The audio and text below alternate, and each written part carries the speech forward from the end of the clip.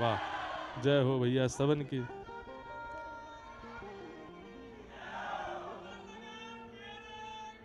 जय हो की जय हो, जय हो। वाह भैया, बस से कर दे भैया देवता, जो ना बोले वही में दे। जय हो भैया, सबरे ब्रजवासिन की जय हो। अरे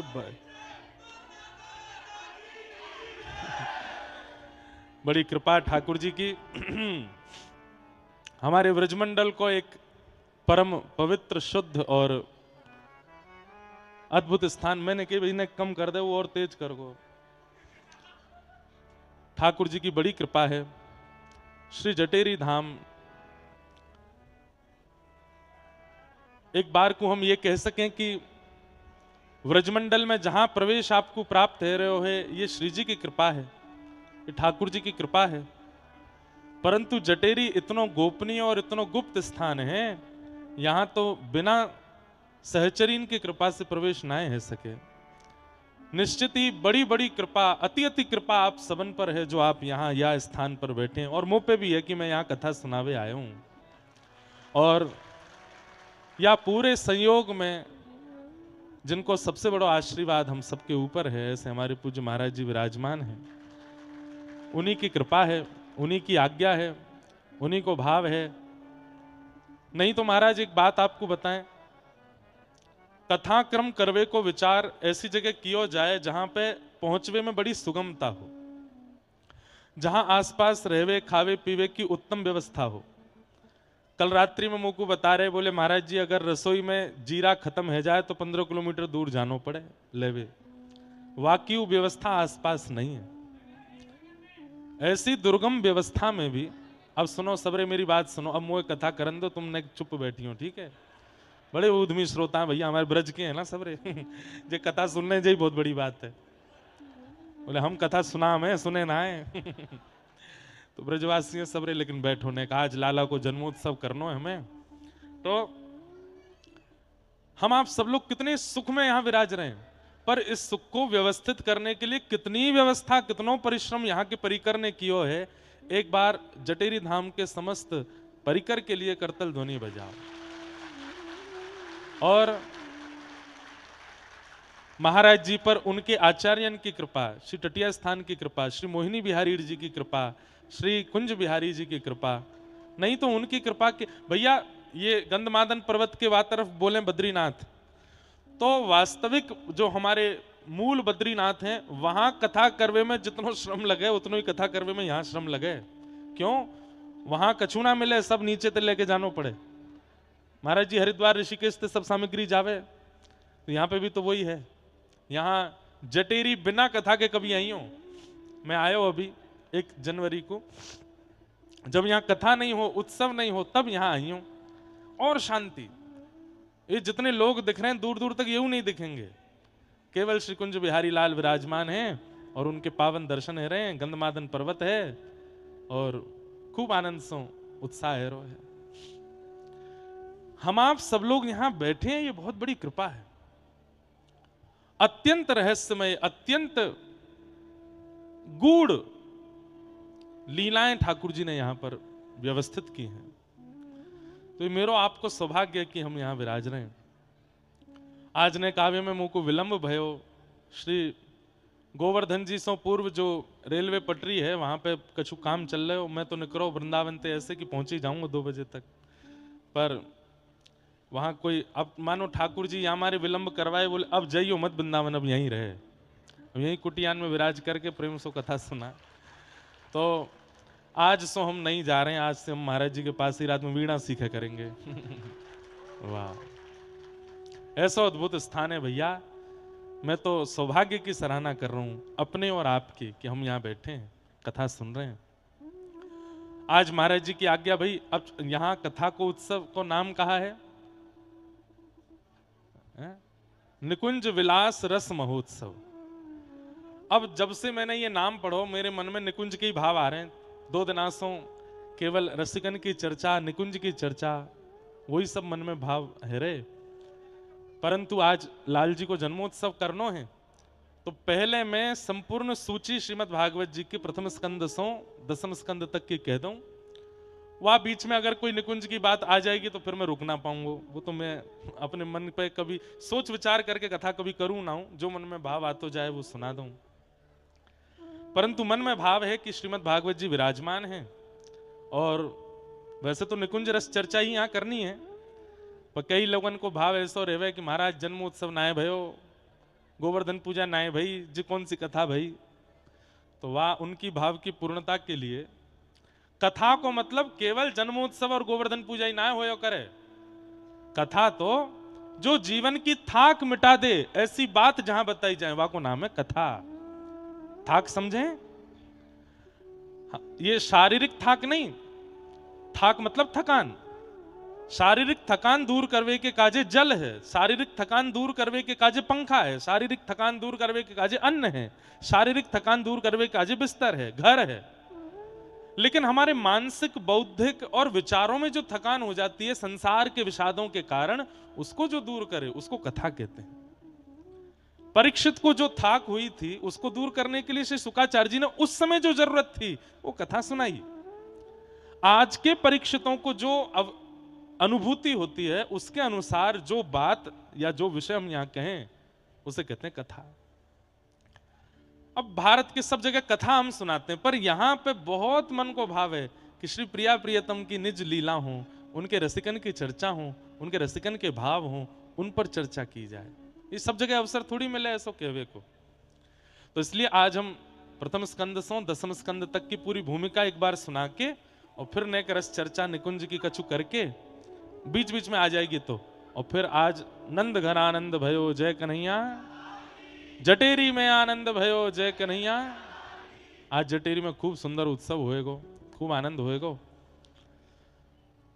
श्रीमद् भागवत के 12 स्कंद भगवान श्री कृष्ण के 12 अंग हैं। बहुत ध्यान से सुनेंगे सब लोग। श्रीमद् भागवत में 12 स्कंद हैं, और वे 12 स्कंद श्री कृष्ण के 12 अंग हैं। हमारे शरीर में 12 अंग हैं, ऐसे ठाकुर जी के 12 अंग ही श्रीमद् भागवत के 12 स्कंद हैं। जब आप प्रथम स्कंद सुनते हैं तो प्रथम स्कंद और द्वितीय स्कंद ये भगवान के दोनों चरण हैं। तृतीय और चतुर्थ स्कंद ये भगवान की भुजा हैं। पंचम और षष्ठम स्कंद ये भगवान की गोद है, भगवान की जंघा है। अभी पहले ध्यान से अंग सुन लो, फिर इसके पीछे भावना बताएंगे। तो प्रथम और द्वितीय भगवान के चरण हैं, तृतीय और चतुर्थ भगवान की भुजा हैं, पंचम और षष्ठम भगवान की गोद है, सप्तम भगवान का उदर है, अष्टम और नवम ठाकुर जी का वक्ष है, दसम भगवान का हृदय है, एकादश भगवान का मुखमंडल है, और द्वादश भगवान का ललाट है, माथा है। ये 12 अंग ही श्री कृष्ण के 12 स्कंद हैं श्रीमद् भागवत के। तो जब व्यक्ति प्रथम द्वितीय स्कंद सुनता है मतलब भगवान के चरणों में प्रणाम किया, प्रथम द्वितीय चरण है। तो तृतीय और चतुर्थ यानी कि भगवान अपनी भुजा से चरण में प्रणाम किए को उठाते हैं। किसी के चरण में प्रणाम करो तो आप तुरंत उसको उठाते हो, अरे भैया उठो उठो उठो। तो ऐसे ही तृतीय चतुर्थ से ठाकुर जी उठाते हैं, और फिर उठाए हुए को देख करके जब ठाकुर जी को उस पर बड़ा प्रेम आता है, तब पंचम और षष्ठम यानी कि ठाकुर जी अपनी जंघा यानी कि गोद में उसको बिठा लेते हैं, लिटा लेते हैं। और फिर लिटाते ही नहीं है, अपनी ओर खींचते हैं। तो अष्टम स्कंद भगवान का उदर, अपने उदर की ओर खींचते हैं। नवम और अष्टम और नवम भगवान का वक्ष है, ठाकुर जी फिर उठा करके उसको हृदय से लगाते हैं। और फिर दसम स्कंद भगवान का हृदय है, उस हृदय से ठाकुर जी उसको पेय पान कराते हैं, एक मातृवत। और जब पेय पान करने के बाद में बालक संतुष्ट हो जाता है, तब उसकी ओर भाव से देखते हैं तो एकादश स्कंद भगवान का मुखमंडल और द्वादश स्कंद भगवान का ललाट।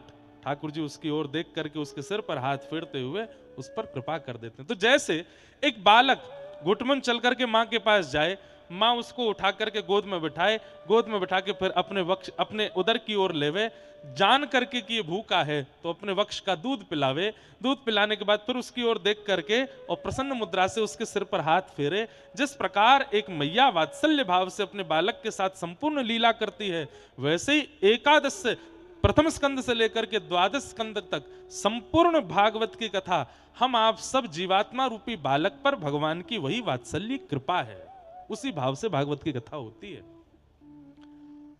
अब समझ में कितने की आई ये तो पता ना, मैंने कह दी बस आपको मन में आ जाए तो मैं यहाँ पे विचार करी हूं ये भाव कौन से हैं और इन भावन को तात्पर्य क्या है। हम बालक हैं और ठाकुर जी हमारी मैया हैं, और मैया के रूप में भी श्रीमद् भागवत तो विशेष रूप से मैया। ये जितनों रस चाहे हमारी हरिदास परंपरा में हो, हरिवंश परंपरा में हो, हमारे वंशी अली जी के परंपरा में हो, चाहे हमारे रामानुज रामानंदी परंपरा में हो, ये सारे रस को प्रारंभ श्रीमद् भागवत से ही भयो है। हमारे स्वामी श्री हरदास जी महाराज ने भी भागवत श्रवण की आज्ञा दी है। प्रथम सुने भागवत भक्ति रसवाणी है, भक्त मुख भगवत वाणी। पहली आज्ञा ही श्री स्वामी हरदास जी महाराज ने करी है, यार रस में बाद में आई हूं, पहले कथा सुनो, पहले जाकर के भागवत जी को आश्रय लो। भागवत जी को आश्रय लोगे तभी यह रस चर्चा। आजकल वृंदावन में मैंने पहले दिन भी कही, अपने नामन के आगे लोग लिख दे मैं रसिक, भक्त लिख लो कोई बड़ी बात नहीं, दासानुदास लिख लो और अच्छी बात है, श्री श्री आदि आदि लिख लो बहुत बढ़िया बात है, पर कम से कम रसिक तक तो रुक जाओ रसिक मत लिखो। क्यों? रसिक शब्द की अभी हम स्थिति जानते ही नहीं है कि रसिक कहते किसको है। अरे जा वृंदावन में आकर के उद्धव जी महाराज कह रहे हैं, आशाम हो चरण रेणु जशाम हमशाम वृंदावने किमपि गुल मलतौषधीनाम। मैं इन ब्रजवासियों के चरण को छूने का अधिकारी नहीं हूं, इनकी चरण की रज को भी स्पर्श का अधिकारी नहीं हूं। हे विधाता कृपा करना अगले जन्म में मैं वृक्ष बनूं, ताकि जब कभी हवा चले तो ये रज अपने आप मेरे ऊपर आ जाए वो करे। श्री उद्धव जी महाराज जब इस रज को प्राप्त करने के लिए और ब्रजवासियों की चरण की प्राप्ति के लिए इतनी बड़ी उपमा अपने लिए कहते हैं मैं अगले जन्म में प्राप्त करूंगा, हम यही जन्म में एक वर्ष में रसिक बन गए? ना बन सके, बहुत कठिन है। स्वामी श्री हरदास जी को रसिक कहा गया, अन्य किसी को भी रसिक नहीं कहा है श्री भक्तमाल जी मनाभा जी ने। हम रसिक कैसे हो सकते हैं? नहीं है हम रसिक। तो कई भाव हैं, सब भावन को मैं आज अब एक बात महाराज जी कही दूं, मेरे मन में आ रही है। स्वामी श्री हरदास जी रसिक हैं। कैसे रसिक हैं? हमारे व्रजमंडल में श्री चैतन्य महाप्रभु के कृपा पात्र षड गोस्वामी आए, और उन षड गोस्वामियों में एक गोस्वामी श्री रघुनाथ दास गोस्वामी पाद, जो कि श्री राधा कुंड में भजन करते थे। बहुत सावधानी से सुनियो सब लोग, मेरी ओर देखो, नेक रस की बात करके फिर कृष्ण जन्म के लिए चलूंगा। महाराज जी मैं अपने बस में नहीं हूं या भाव सो मैं कुछ कर ना पा रहा हूं। मैं सोच के तो यही आया कि आज कृष्ण जन्म ही करूंगा, लेकिन आ रही है बात। एक तो पूरी रज बिछी हुई है यहाँ पे, श्री बिहारी जी कुंज बिहारी जी विराजमान है, सब व्यवस्था ऐसी है कि मैं कहा बताऊं। तो षड गोस्वामी पाद में से श्री रघुनाथ दास गोस्वामी जी एक बार गिरिराज जी के राधा कुंड में विराजते थे। तो श्री राधा कुंड में रघुनाथ दास जी मानसी कर रहे थे।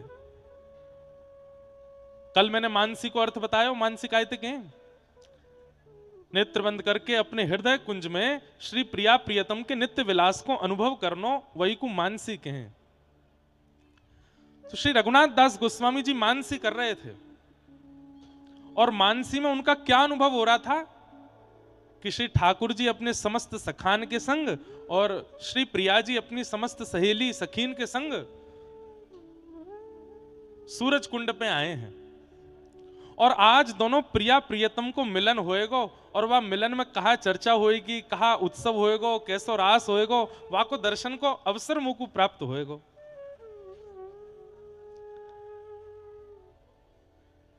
प्रिया प्रियतम दोनों मिले। आहा, दोनों की रूप झांकी को देखकर के श्री रघुनाथ दास गोस्वामी जी के नेत्रन से अश्रु गिरने लगे। बैठे राधा कुंड पे, पर सूरज कुंड पे जो मिलन है वह को अनुभव कर रहे हैं। और यहां से श्याम सुंदर पास आ रहे हैं, यहां से किशोरी जी समीप जा रही हैं। बस दोनों को मिलन है वे वारो है। मिलन के बाद कहां चर्चा होएगी, कहां बात होएगी, वो सुनवे के काजे श्री रघुनाथ दास जी के कान तरस रहे हैं। इतने में ही श्री किशोरी जी की नानी जी मुखरा देवी वहां आ गई।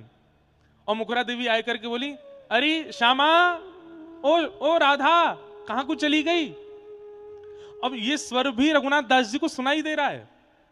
तभी रघुनाथ दास जी देखने लगे, कौन आयो कौन आयो। तभी देखिए मुखरा देवी आ गई हैं। तो रघुनाथ दास जी सहचरी रूप में अपनी मानसी में दौड़ के जा रहे हैं। बोले, मैया ने एक देर बाद बुला लियो, अभी प्रिया जी कुंड पे आई हैं। बोले, तेरी होंगी प्रिया जी, मेरी तो देवती है, मेरी तो लाली है, मैं तो जब चाहूं वह बुलाऊंगी, मुझ काम है बातें। रघुनाथ दास जी इतने व्याकुल हो गए कि कहीं प्रिया प्रियतम के मिलन में ये मुखरा देवी कहीं विक्षेप नहीं डाल दें। पर मुखरा देवी के आवाहन पर प्रिया जी तुरंत छटपटा करके वहां से दौड़ी। जैसे ही दौड़ी तो श्री ठाकुर जी से मिलवे के काजे सब सखीन ने किशोरी जी को जो श्रृंगार किया, वह श्रृंगार में बेणी जी धराई हैं, विशेष बेणी जी धारण कराई हैं। वो बेणी जी छटपटाहट में कहीं निकर करके केशों वहीं गिर गई। और श्री प्रिया जी दौड़ करके मुखरा देवी के पास गई और दौड़ते दौड़ते बोली, अरे मेरी बेणी जी गिर गई हैं। तो रघुनाथ दास गोस्वामी जिस सखी रूप में थे उन्हीं को आज्ञा करी, तू जा, मैं जा रही हूं, नानी बुला रही है, तू मेरी बेणी लेके आ। रघुनाथ दास गोस्वामी बोले, आज पहली बार प्रिया जी ने मुंह को कछु आज्ञा करी है, बेणी जी लावे की आज्ञा करी है। रघुनाथ दास जी दौड़ करके गए और जाकर के जहां प्रिया जी खड़ी थी वहीं ढूंढने लगे, कहां है बेणी जी, कहां है बेणी जी। वहां से ठाकुर जी भी चले गए, प्रिया जी भी चली गई, सब सखी सखाऊ चले गए, कोई नहीं है। अब तो पूरे सूरज कुंड पे ढूंढ लियो, लेकिन बेणी जी नहीं मिली। रघुनाथ दास जी मनी मन इतने चिंतित है गए। पहली बार तो प्रिया जी ने कोई आज्ञा करी, सदा आज्ञा विशाखा जी को होवे, सदा आज्ञा ललिता जी को होवे, सदा आज्ञा इंदुलेखा जी को होवे, मुझ को पहली बार कोई आज्ञा करी और मैं बेणी जी ढूंढ नहीं पा रही। ढूंढते ढूंढते आप पूरी गिरिराज जी की परिक्रमा में ढूंढ लिए, तलेटी में ढूंढ लिए, लेकिन किशोरी जी की बेणी जी नहीं मिली। इतने व्याकुल की मैं कहां होते जाऊंगा किशोरी जी के पास। मानसी चल रही है, ये मत भूलियो। ये रघुनाथ दास जी अपने चिंतन में अनुभव कर रहे हैं इस लीला का। रोने लगे, बिलखने लगे, ढूंढते ढूंढते सब जगह। और आप गिरिराज जी की परिक्रमा करके वृंदावन की ओर निकल पड़े। छठीकरा पहुंच गए, छठीकरा से वृंदावन के भीतर पहुंच गए। भीतर पहुंचते पहुंचते आप जैसे निधिवन राज में पहुंचे, शिकुंज बिहारी लाल विराजमान, सामने श्री स्वामी हरदास जी महाराज मधुर झांकी को दर्शन कर रहे हैं। वही समय श्री रघुनाथ दास गोस्वामी वहां आए, रोते बिलखते ढूंढ रहे हैं, कहां है वेणी जी, मेरी प्रिया जी की वेणी जी कहां है।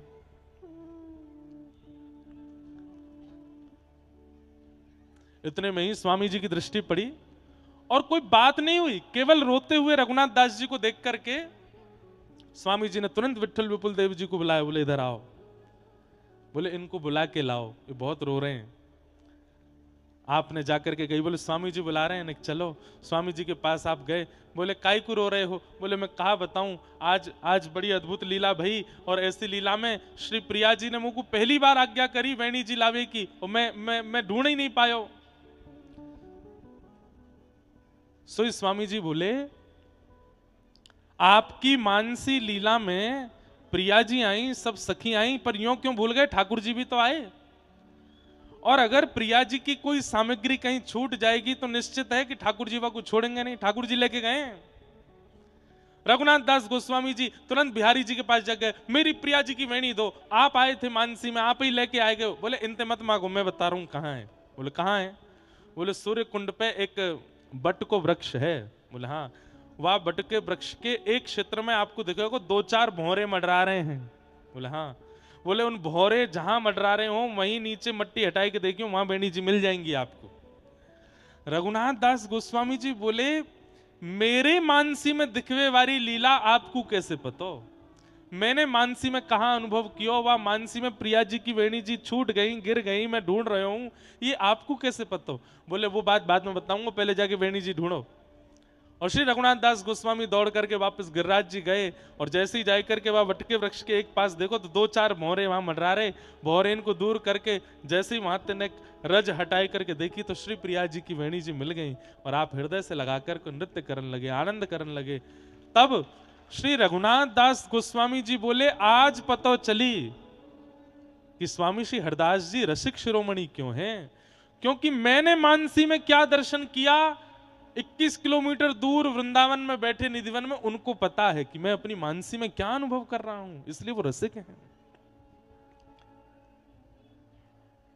हमें अपने मन की तो पता ना चले, हम दूसरे के चित्त की मानसी को अनुभव कर लेंगे और अपने आप को रसिक कह रहे हैं। हम रसिक नहीं हैं। रसिक तो केवल स्वामी श्री हरदास जी महाराज हैं। क्यों?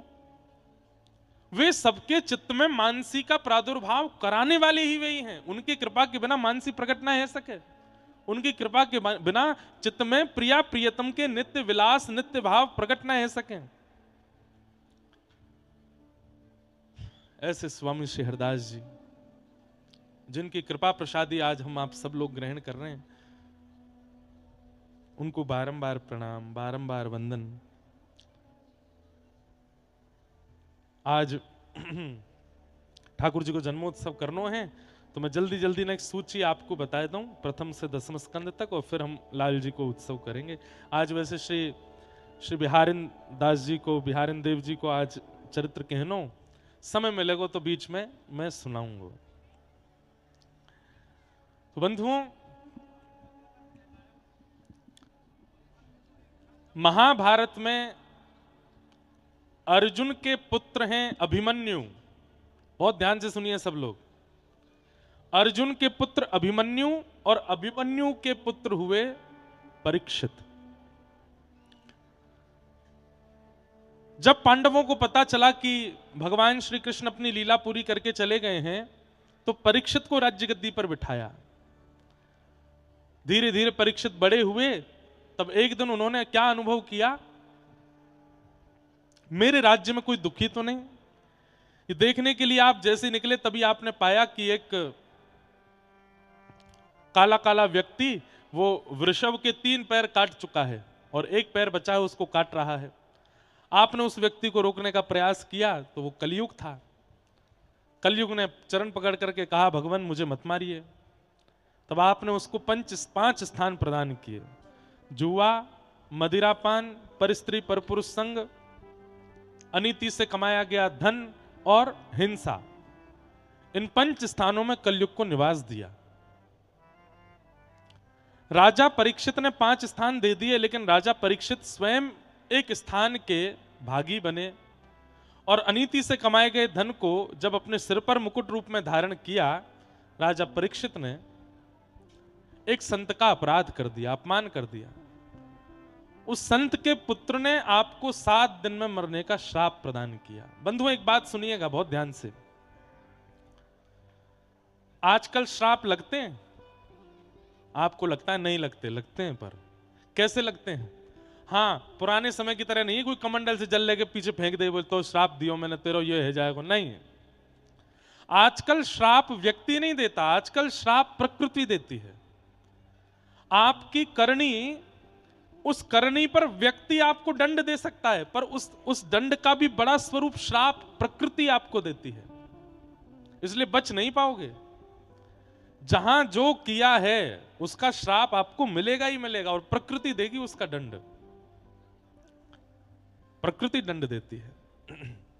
आज किसी के साथ छल किया, कपट किया, किसी के साथ किसी के मान का हनन किया, किसी की बदनामी करी, किसी का अपमान किया, सामने वाला व्यक्ति भले ही कुछ ना कहे, लेकिन प्रकृति नहीं छोड़ेगी। प्रकृति घूम करके आएगी और आपको वह दंड देगी। ये योजना कलयुग में है। बाकी के 3 युगों में जिस व्यक्ति के साथ आपने अपराध किया वही श्राप दे देता है, पर कलयुग में भगवान बोले अगर यहां श्राप का अधिकार दे दिया तो सबरे कमंडल लिए ही डोलेंगे हाथ में। अच्छा तेने मेरे संग क्यों, ले जा, तेरा एक पाम लंगड़ा है, जा। हम कलयुगी जीव हैं भैया, हम लोग पे बहुत खतरनाक है हम लोग। इसलिए ठाकुर जी ने कलयुग प्रारंभ होते ही श्राप का विधान खत्म कर दिया। बोले यहां श्राप व्यक्ति नहीं देगा, यहां श्राप प्रकृति देगी। अगर श्राप हम लोग दे रहे होते, खत्म हो गए होते, पूरी दुनिया खत्म हो गई होती कब की। एक दूसरे ने श्राप दे दे करके नष्ट कर देते। जा तू बूढ़ो है जा तेरो ब्याह ना होएगो, जा तू काणो है जा, तू ऐसो है जा श्राप लिए डोलते सबरे। इसलिए कलिकाल में श्राप का अधिकार नहीं है। लेकिन एक बात याद रखना, जो व्यक्ति भजनानंदी है, जो व्यक्ति नित्य ठाकुर जी का स्मरण करता है, जो व्यक्ति नित्य ठाकुर जी की लीला में रहता है, नित्य ठाकुर जी के चिंतन में रहता है, उसके साथ अपराध करने से पहले सोच लीजिएगा। क्यों? श्राप वो नहीं देगा, वो तो ठाकुर जी में व्यस्त है, पर उसके बदले का श्राप फिर ठाकुर जी देते हैं। इसलिए कम से कम छल बल कपट करने की अगर आपकी इच्छा ज्यादा ही है तो संसारियों के संग ही करना, किसी भजनानंदी के संग मत करना, नहीं तो उसके भजन का श्राप तो लग जाएगा। थोड़ी सावधानी रखो, क्योंकि ये संसार है और संसार में भी कलयुग का संसार है। कलयुग के संसार में नरक और स्वर्ग तक की स्थिति पहुंचाने में ठाकुर जी इतना ज्यादा विश्वास नहीं रखते। ठाकुर जी कहते हैं या यहीं भुगवाओ जो भगवान है। हाँ ठीक है, स्वर्ग नरक की व्यवस्था तो है, बहुत बड़े उच्च कोटि के पापियों के लिए है, पर सामान्य पापी जो होते हैं, जिस कैटेगरी में कभी कभी हम आप भी आ जाते हैं, हम सामान्य पापियों में आ जाते हैं, हमारे लिए ठाकुर जी नरक स्वर्ग तक की व्यवस्था नहीं रखते। ठाकुर जी कहें इन्हें दारी के नहीं यहीं भोगवाओ, ये अपने 100 वर्ष के जीवन काल में यहीं भोगेंगे जो इन्हें भोगना। और अगर या जन्म में बच के निकल गए तो अगले जन्म में भोगेंगे। भैया या जन्म में भोग लें तो ठीक है, हमें पता तो रहेगी कि हमने कियो कछु ऐसो या हमारे भोग रहे हैं। अगले जन्म में कहीं आए हो तो यूं ही सोचते रह जाएंगे कियो कहा मैंने जो मेरे संग ऐसो हैरो है। तो यही जन्म में ठाकुर जी दे दें, बहुत बड़ी कृपा है। आपको याद आ जाएगा, ओहो 20 साल पहले एक सामने वाले के घर में मैंने ऐसे ऐसे कियो, 20 साल पहले वहाँ की छोरी को ब्याह तोड़वायो, 20 साल 25 साल पहले वहाँ के संग मैंने ऐसे ऐसे कियो, तभी मेरे संग ऐसो हैरो है। या जन्म में भोग जाए तो बहुत अच्छा, कृपा है ठाकुर जी की। आप अनुमान तो लगा सकते हो कि कौन सी करनी का फल है, लेकिन कहीं आ जन्म से निपट के निकल गए तो अगले जन्म में भोगना पड़ेगा, तब तो विचार ही नहीं कर पाओगे किया क्या था मैंने ऐसा। कई बार, बुरा नहीं मानिएगा, जन्म लेते ही उस जन्मजात बालक के साथ भी बड़ी दिक्कत कष्ट आदि आने लगते हैं। यह कर्म चक्र है, ना उसके माता पिता को पता होता है, ना उसको पता होता है, ना परिवार को पता होता है ये हो क्यों रहा है ऐसा। ये कर्म चक्र है। तो श्राप आज भी लगता है, बल्कि मैं ऐसा कह दूं सतयुग त्रेता द्वापर से ज्यादा खतरनाक श्राप कलयुग में लगते हैं, क्योंकि वहां श्राप देने वाले का पता है, अपराध पता है, यहां तो कुछ भी नहीं पता, फिर भी हम भोग रहे हैं। राजा परीक्षित को श्राप लगा, 7 दिन में मरने का श्राप लगा। अच्छा एक बात और कह दूं, मान लो कि हमारे किसी पूर्व जन्म के कर्म का फल हमको इस जन्म में कुछ कष्ट मिल रहा है। वो कष्ट कब तक है? जब तक आप उसको कर्म फल मान रहे हो कि ये कोई मेरी करनी का फल मुझे मिल रहा है। लेकिन जो व्यक्ति अपने जीवन की हर परिस्थिति को भगवत कृपा प्रसाद मान लेता है, उसको कष्ट नहीं लगता, उसको प्रसाद ही लगता है। अपने जीवन के हर क्षण को प्रसाद मानिए। ये मैं श्वास भी भगवत कृपा से ले रहा हूं, ये मैं देख भी भगवत कृपा से रहा हूं, खा भी भगवत कृपा से रहा हूं, सो भी भगवत कृपा से रहा हूं, पी भी भगवत कृपा से रहा हूं। अपने हर क्षण को भगवत कृपा यदि व्यक्ति मानने लग जाए तो फिर उसके लिए श्राप नहीं है, उसके लिए कष्ट नहीं है, प्रसाद है। और प्रसाद मट्टी में भी गिर जाए ना तो झाड़ के पाली हो जाए, प्रसाद को छोड़ा नहीं जाता। सामान्य केला अगर गिर जाए तो छोड़ दिया जाता है, लेकिन मंदिर से मिला हुआ प्रसाद यदि नीचे गिर गया तो उसको उठा के झाड़ करके पा लिया जाता है, क्योंकि प्रसाद कभी अपवित्र नहीं होता। ऐसी जीवन की हर परिस्थिति को प्रसाद यदि मान लिया जाए तो सब स्वीकार करने लगोगे आप उससे चिंतित व्यथित या विचलित नहीं होगे। प्रसाद मानिए। और यही एक अनुरागी व्यक्ति, भक्त व्यक्ति का लक्षण है कि वो अपने जीवन की हर परिस्थिति को प्रसाद मानता है। हो मारा गिरधर लाल थारो नचायो नाचू रे, मारा गिरधर लाल थारो नचायो नाचू रे। जो तू तन को रोग लगावे, जो तू तन को रोग लगावे, ओढ़ चादर सो जाऊं मैं, ओढ़ चादर सो जाऊं, जो तू काल रूप बन आवे, जो तू काल मैं लपक गोद में आऊं, हाऊं मारा गिरधर लाल, थारो नचायो नाचू रे मारा। और भैया मैं अभिमान में नहीं कह रहा हूं, पर मैं इस पद में जो जो बात है उन पर अमल करता हूं कि मेरे संग जो हो, मेरे जीवन में जो हो, सब लाल जी की कृपा है। आप भी गाइए, मत मानिए इस बात को। अगर यहां से निकलते निकलते गिर जाओ कहीं गड्ढा में, वाह रे लाला बड़ी कृपा तेने गड्ढा में गिर दियो, ये तो बढ़िया रहे हो कि कहीं खाई में नहीं गिरो, गड्ढा में ही गिरो लाला। जितना बुरा हो उससे और बुरा सोच करके धन्यवाद कहो, चलो वो तो नहीं हुआ, यही हुआ ना, ठीक है। अपने जीवन को फिर आप कभी कोसोगे नहीं, अपने जीवन पर आने वाली परिस्थितियों पर कभी कभी चिंतित नहीं होगे। तो वैसे ही राजा परीक्षित चिंतित नहीं हुए। जैसे ही लगा 7 दिन में मरने का श्राप है, अपने पुत्र जन्मेजय को राज्य गद्दी पर बिठाया। पत्नी से बोले अब तुम घर बार संभालो, मैं जाता हूं। पत्नी बोली आपको मरने का श्राप लगा है और आप बिल्कुल चिंतित नहीं है। राजा परीक्षित क्या बोलते हैं, इस संसार में किस व्यक्ति की कब मृत्यु हो जाए ये किसी को नहीं पता।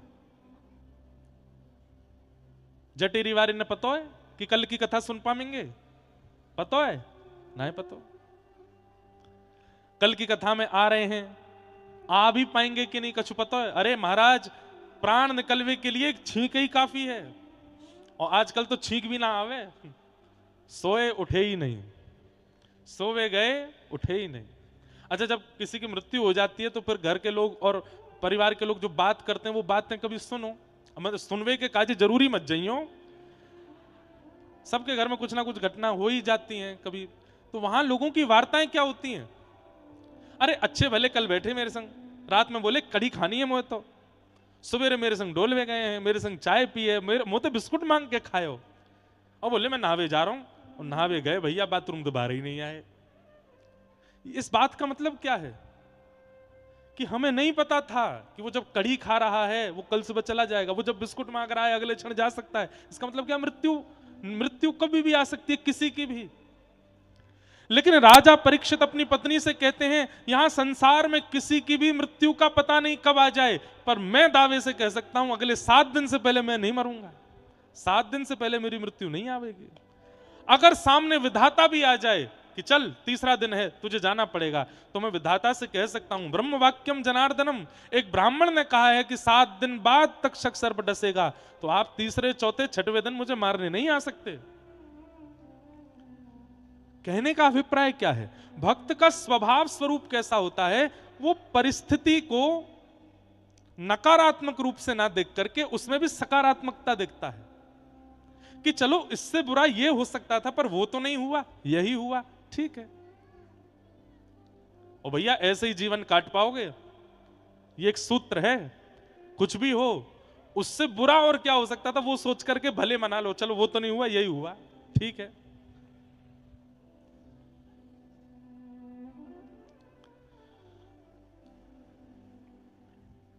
तो राजा परीक्षित को 7 दिन में मरने का श्राप लगा। तुरंत अपने पुत्र को राज्य गद्दी पर बैठा करके गंगा के तट पर गए और जाकर के संतों से कहा मेरे जीवन के बस 7 दिन बचे हैं, मुझे मुक्ति का उपाय बताओ। तब वहां सुखदेव जी आए। वरीयाने शते प्रश्न क्रतो लोक हितम नृप आत्मविद सम्मतः पुंसा श्रोतव्यादिषु यः परः। श्री परीक्षित जी महाराज कह रहे हैं, जय हो।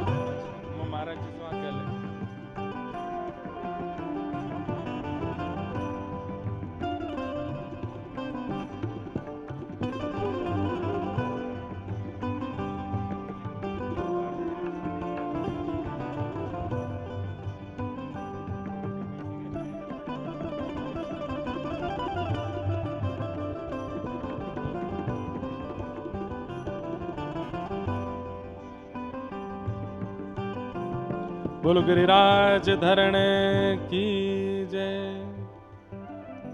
जय। बस भारी माला कहीं पल्लंग को लुढ़क नहीं जाए, मोये पहना दो।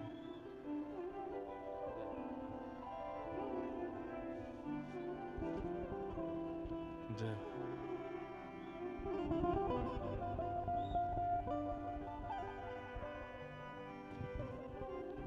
जय श्री कृष्ण।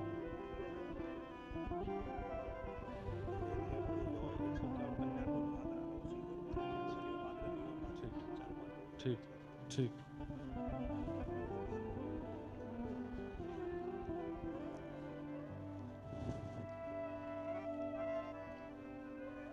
श्री गिरिराज बाबा को प्रसाद पधारो है और सब ब्रजवासी जन पधारे, सबको बारंबार प्रणाम। जय श्री कृष्ण। तो कहा भैया मैं बताओ मुको कहा बता रहा हूं। श्री सुखदेव जी महाराज को आगमन भयो। सुखदेव जी ने आकर के परीक्षित समझाए, बोले परीक्षित 7 दिन में मरवे वारी की मुक्ति को उपाय मत पूछो, यूं पूछो 7 दिना में मृत्यु हो वहां से पहले पहले भगवत दर्शन कैसे होएगो। बंधुओं एक कॉन्सेप्ट अपने दिमाग से निकाल दो कि मरवे के बाद ठाकुर जी मिलेंगे ना। स्वामी श्री हरदास जी महाराज को अपनी प्रकट अवस्था में ठाकुर जी मिले, श्री वंशी अली जी को ठाकुर जी प्रकट अवस्था में मिले, सूरदास, रैदास, भक्तिमती मीराबाई, कुंभन दास, चतुर्भुज दास, सबन को प्रकट अवस्था में मिले। तो हम मृत्यु की प्रतीक्षा काहे को कर रहे हैं? मृत्यु की प्रतीक्षा नहीं।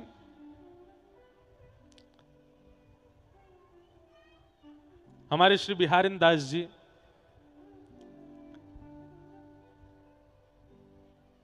बैठे हैं यमुना जी के तट पर। इतने में ही खेलते भये नंद नंदन अपने सखा ग्वाल बालन के संग पहुंच गए और जाए करके खेलन लगे। तो सबरे ग्वाल बाल बोले लाला जी कौन सा बाबा बैठो है? ठाकुर जी बोले बैठो रहने दो। अच्छा इतनी जोर से बोल रहे हैं कि श्री बिहारिन दास जी को सुनाई दे रही है। ग्वाल बाल से बोले लाला जी कौन बैठो है? ठाकुर जी बोले तो क्या करनो बैठन दे बाबा, मोड़ा बैठो, कोई बैठ के भजन कर रहा है, बैठो रहने दे। ना लाला ने कि आते जाके बात तो करें जी है कौन? ठाकुर जी बोले अरे कहा बात करनी है, रहने दे वाकू भजन करन दे अपनो। ना ना लाला हम तो जाके आते बात करेंगे। ठाकुर जी बोले चलो तो फिर बात करो, कहा बात करनी है। सबरे गए जाए करके बात करन लगे और निवेदन करके पूछन लगे बाबा तुम कौन हो, कहां ते आयो, तुम्हारो नाम कहा है? एने आंखन ने खोल के हमें देख तो लो, कहा आंखन ने मूत के बैठे हो? श्री बिहारिन दास जी नेत्र बंद करके बैठे हैं, नेत्र बंद किए किए पूछ रहे हैं आप कौन हो? बोले अरे बाबा जाए ना जाने, जाकू ब्रह्मादि देवता ढूंढते डोले वैकुंठ में भी ना मिले, वेदन में बड़े बड़े वेदज्ञ ढूंढते डोले महू ना मिले। आज तेरे सामने खेल तो आए गए हो बाबा, ये साक्षात नंद नंदन है, यशोदा नंदन है, साक्षात ठाकुर जी है या ब्रज को लाला है। तो बिहारिन दास जी बोले तो फिर हमसे क्या काम है आपको ये बताओ। बोले कि हम आए भैया आपको दर्शन देवे आए। बिहारिन दास जी बोले ये बताओ आपके साथ में स्वामी श्री हरदास जी आए कि नहीं आए? ठाकुर जी बोले ना वो तो ना आए। बोले जब श्री स्वामी जी आपके संग नहीं आए, किशोरी जी आपके संग नहीं है, तो बिना स्वामी जी और श्री श्यामा जी के कोई भी आ जाए, कोई भी हरि आ जाए, चाहे हरि के हरि आ जाए, हम बाकू आंख खोल के ना देखेंगे, लौट जाओ वापस, हमें ना मिलना आपसे। तब ऐसो कहवे कि श्री प्रकट है करके स्वामी जी ने अपनी गोद में दर्शन कराए प्रिया प्रियतम के, तब श्री बिहारिन दास जी ने नेत्र खोल के तब दर्शन किए। बिना स्वामी जी के इनके दर्शन नहीं करूंगा। ऐसे ऐसे भक्त हैं हमारे यहाँ ब्रज में, लेकिन सबने अपनी जीवित अवस्था में प्रकट अवस्था में दर्शन किए, कोई ने भी मृत्यु की प्रतीक्षा नहीं करी। और एक बात बोल दूं मैं आपसे, अगर आप अन्यथा ना लो तो जाकू अपनी जीवित अवस्था में ठाकुर जी को अनुभव ना है भयो, तो ये समझ लियो कि वाकई फिर मृत्यु के बाद या तो पुनर्जन्म भयो होगो, या वो स्वर्ग गयो होगो, या वो कहीं और होएगो, मुक्ति ना है भाई। वाकई मुक्ति वही की है सके जाने जीवित अवस्था में ठाकुर जी को अनुभव कियो हो। या हमारे भैया काय को दुनिया भर के प्रपंचन में पड़े हो, हमारे जीवन के कितने दिन बचे कुछ पता तो है ना है। लग जाओ आज तक भजन में। ठाकुर जी को अनुभव अंतिम श्वास आवे वासे पहले करनो है, करनो है, करनो है, यह दृढ़ निश्चित कर लीजिए अपने चित्त में, नहीं तो यह जन्म व्यर्थ है जाएगा। हमने जितने भक्तन के चरित्र पढ़े हैं, चाहे भक्तमाल जी में हो, चाहे श्रीमद् भागवत जी में हो, चाहे रामचरितमानस में हो, सब ने मुक्ति प्राप्ति की, लेकिन सबके चरित्र में मुक्ति से पहले ठाकुर जी ने दर्शन दिए हैं। ये बात कहीं ना कहीं प्रमाणित है कि भगवत दर्शन के बाद ही मुक्ति प्राप्त हो सकती है, और अनुभवी ना भयो जीवन भर ठाकुर जी को मुक्ति नहीं मिलेगी। हाँ, अंते नारायण स्मृति मुक्ति प्राप्त कराती है, पर अंत में नारायण स्मरण भी उसी को ही हो सकता है जिसने जीवित अवस्था में ठाकुर जी का अनुभव किया हो। ढूंढो, खोजो, कहां है श्याम सुंदर, और इन दो युगल नेत्रन को अनुभव कराओ वा झांकी को। यही उद्देश्य के साथ भजन करो, यही उद्देश्य के साथ अपनी परंपरा में प्रवेश करो, अपने गुरु आचार्यन की वाणी मानो। केवल यही उद्देश्य कि एक बार प्रिया प्रियतम दिख जाए।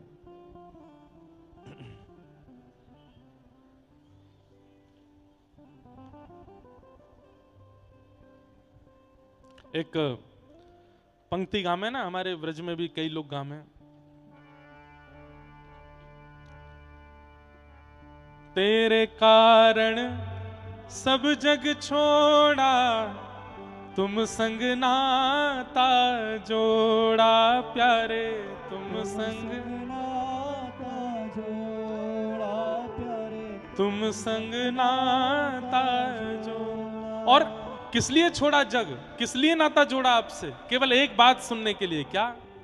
एक बार प्रभु हंस के कह दो, तू मेरा मैं तेरा प्यारे, तू मेरा मैं तेरा प्यारे, तू मेरा मैं तेरा।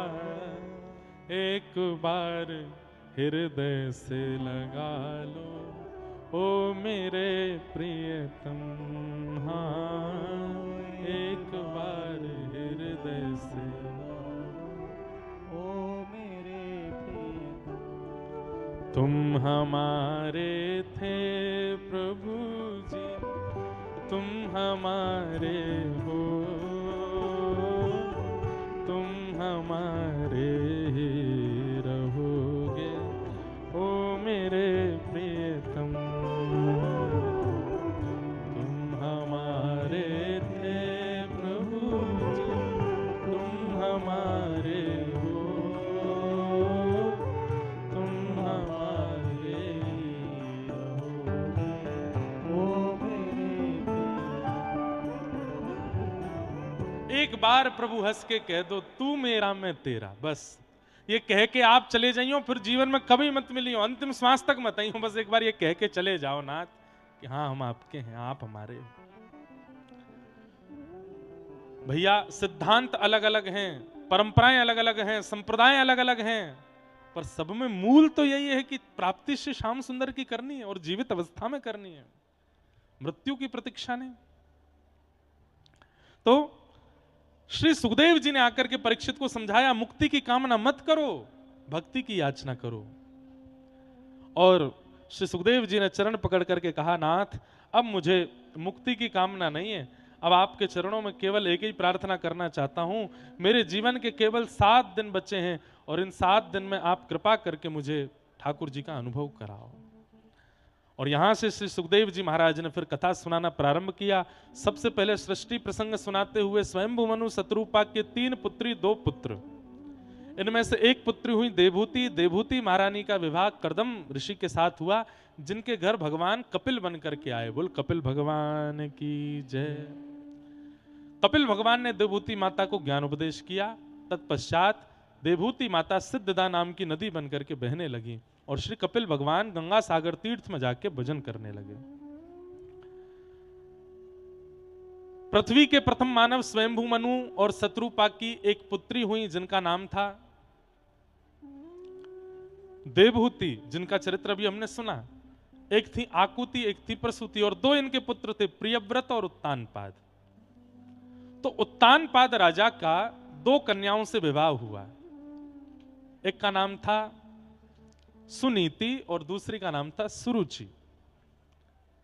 सुनीति के जो पुत्र हुए उनका नाम श्री ध्रुव हुआ, और सुरुचि के जो पुत्र हुए उनका नाम उत्तम हुआ। अब ये प्रसंग है तो इतना अद्भुत कि इसका विस्तार सुनाया जाए। थोड़ा सा कह देता हूं। हम सब उत्तानपाद राजा हैं और हम सब की दो पत्नियां हैं, सुनीति और सुरुचि, मन और बुद्धि, ये दो पत्नी हैं हमारी। जैसे ही 1:30 बजते हैं दोपहर के, हम लोग अपनी घड़ी देख करके पूछते हैं, अरे कथा में चलेगो? तब दोनों पत्नियों से पूछा जाता है, कथा में चलोगे? तो बुद्धि कहा के कहा, अब यहाँ ते कोई इतनी दूर जटेरी में जाए के तो बाबा कथा करा रो है, वहां जाओ, फिर यहाँ ते पहले बाइक पकड़ो, फिर वहां ते कोई साधन पकड़ो, फिर वहां पहुंचो, वहां पहुंच करके फिर बैठ भी के काजे अपनी जगह ढूंढो, फिर कथा होगी, कथा के बाद फिर रात में अंधेरो गुप है जाए, फिर लौट के आओ। बढ़िया यूट्यूब पे चलाए कि यहीं सुन ले कथा। बुद्धि क्या कह रही है या मन क्या कह रहा है, यहीं सुन लो। लेकिन बुद्धि क्या कहती है, अरे इतनी पास कथा है रही है, ब्रज में कथा है रही है, ब्रज के कोने में कथा है रही है, जटेरी धाम सबने जापा में, एक बार चल दे वहां को। एक बात मान करके आप कई बार कई लोगों से आप पूछते हैं तो वो कहे, भैया दोनों मन है रहे, मेरा मन तो हेरो घर रुक जाऊं, मेरा मन हेरो चलो जाऊं। ये दोनों स्थिति मन की नहीं होती, एक बुद्धि की होती है, एक मन की होती है। अच्छा, मन की कौन सी, बुद्धि की कौन सी, ये कैसे पता किया जाए? बुद्धि श्रम वाली क्रिया कराने से पीछे रखती है, मन जिसमें आराम ज्यादा मिलता हो उन क्रियाओं को कराने में ज्यादा आगे रखता है, और बुद्धि जिसमें शारीरिक श्रम हो जाए उस क्रिया को करने में संकोच नहीं करती। बुद्धि, व्यक्ति कभी भी वर्जिश करने जाता है, अखाड़े में जावे, जिम जावे, सुबह सुबह खेलवे जावे, दौड़वे जावे, मन से कभी नहीं जाएगा, बुद्धि से ही जाएगा। व्यक्ति विद्यालय कभी मन से नहीं जाएगा, बुद्धि से ही जाएगा। व्यक्ति ट्यूशन पढ़ने कभी मन से नहीं जाएगा, बुद्धि से ही जाएगा, क्योंकि बुद्धि परिश्रम कराती है। लेकिन हमें क्या चाहिए, बुद्धि की माने कि मन की माने? बोले दोनों एक रस हो जाएं। जो बुद्धि चाहे वही मन चाहे, जो मन चाहे वही बुद्धि चाहे, ये एक रस है जाए, ये एक भक्त को स्वभाव है। तो ध्रुव जी महाराज प्रकट हुए। ध्रुव जी महाराज अपने पिता की गोद में बैठने की इच्छा करने लगे, लेकिन तभी छोटी मैया ने डांट दिया। सुन करके श्री ध्रुव जी महाराज लौट के आए। बड़ी मैया ने, ध्रुव जी की माता जी ने आज्ञा की कि तुम वन में जाओ और ठाकुर जी को भजन करो। 5 महीने का वन में जाकर के भजन किया। ठाकुर जी प्रकट हुए और श्री ध्रुव जी महाराज ने अद्भुत स्तुति गाकर के ठाकुर जी को प्रसन्न किया। तत्पश्चात यहां पर ध्रुव जी के वंश की आगे कथाएं सुनाई गईं। इन्हीं के वंश में बैन हुए, बैन के शरीर के घर्षण से भगवान पृथु प्रकट हुए, और पृथु महाराज के कारण ही धरती का नाम पृथ्वी हुआ। भूगोल खगोल का वर्णन, नरकों का वर्णन करते हुए जड़ भरत जी की कथा सुनाई गई। तत्पश्चात अजामिलोपाख्यान सुनाया गया। तत्पश्चात वृत्रासुर का चरित्र सुनाते हुए श्री प्रहलाद जी का चरित्र सुनाया। हिरण्यकश्यप के यहां पर परम भक्त श्री प्रहलाद जी का प्रादुर्भाव हुआ, और बाल अवस्था में ही अपने भजन के माध्यम से विपरीत परिवार में जन्म लेकर के भी प्रहलाद जी ने ठाकुर जी की प्राप्ति कर ली। खंभ भेदन करके नृसिंह भगवान प्रकट हुए और ठाकुर जी ने आकर के हिरण्यकश्यप का वध किया, प्रहलाद जी पर कृपा की। बोलो नृसिंह भगवान की। नृसिंह भगवान के चरित्र, प्रहलाद जी का चरित्र सुनाने के पश्चात बलि वामन अवतार की कथा सुनाई गई, जहां पर देवासुर संग्राम हुआ और बलि ने तीनों लोक हड़प लिए। उस तीनों लोकों को मुक्त करने के लिए भगवान वामन बन करके आए। बोलो वामन भगवान की। वामन अवतार की कथा श्रवण कराने के पश्चात गजेंद्र मोक्ष की कथा और सूर्यवंश के राजाओं की कथा सुनाई। इसी सूर्यवंश में भगवान श्री राम का प्रादुर्भाव हुआ। हम पूरी सूची सुना रहे हैं ताकि कृष्ण जन्म कर सकें। आज अभी हम 9वें स्कंद पर पहुंच गए, 10वें स्कंद पर ठाकुर जी को जन्म होएगा। तो भगवान श्री राम के प्रादुर्भाव की कथा सुनाई गई। सब लोग हाथ जोड़ करके प्रभु श्री राम को प्रणाम करो। गुरुवर थे त्यक्त राज्यो व्यचरदनुवनम पद्म पद्भ्यां प्रियाया पाणिस्पर्शा क्षमाभ्यां मृजत पथरुजो यो हरिन्द्रानुजाभ्यां वैरूप्या शूर्पणख्या प्रिय विरहरुष रोपित ब्रूविजंभ तस्ताभ्य वद्ध सेतु खलदवदहन कौशलेन्द्रोवतान।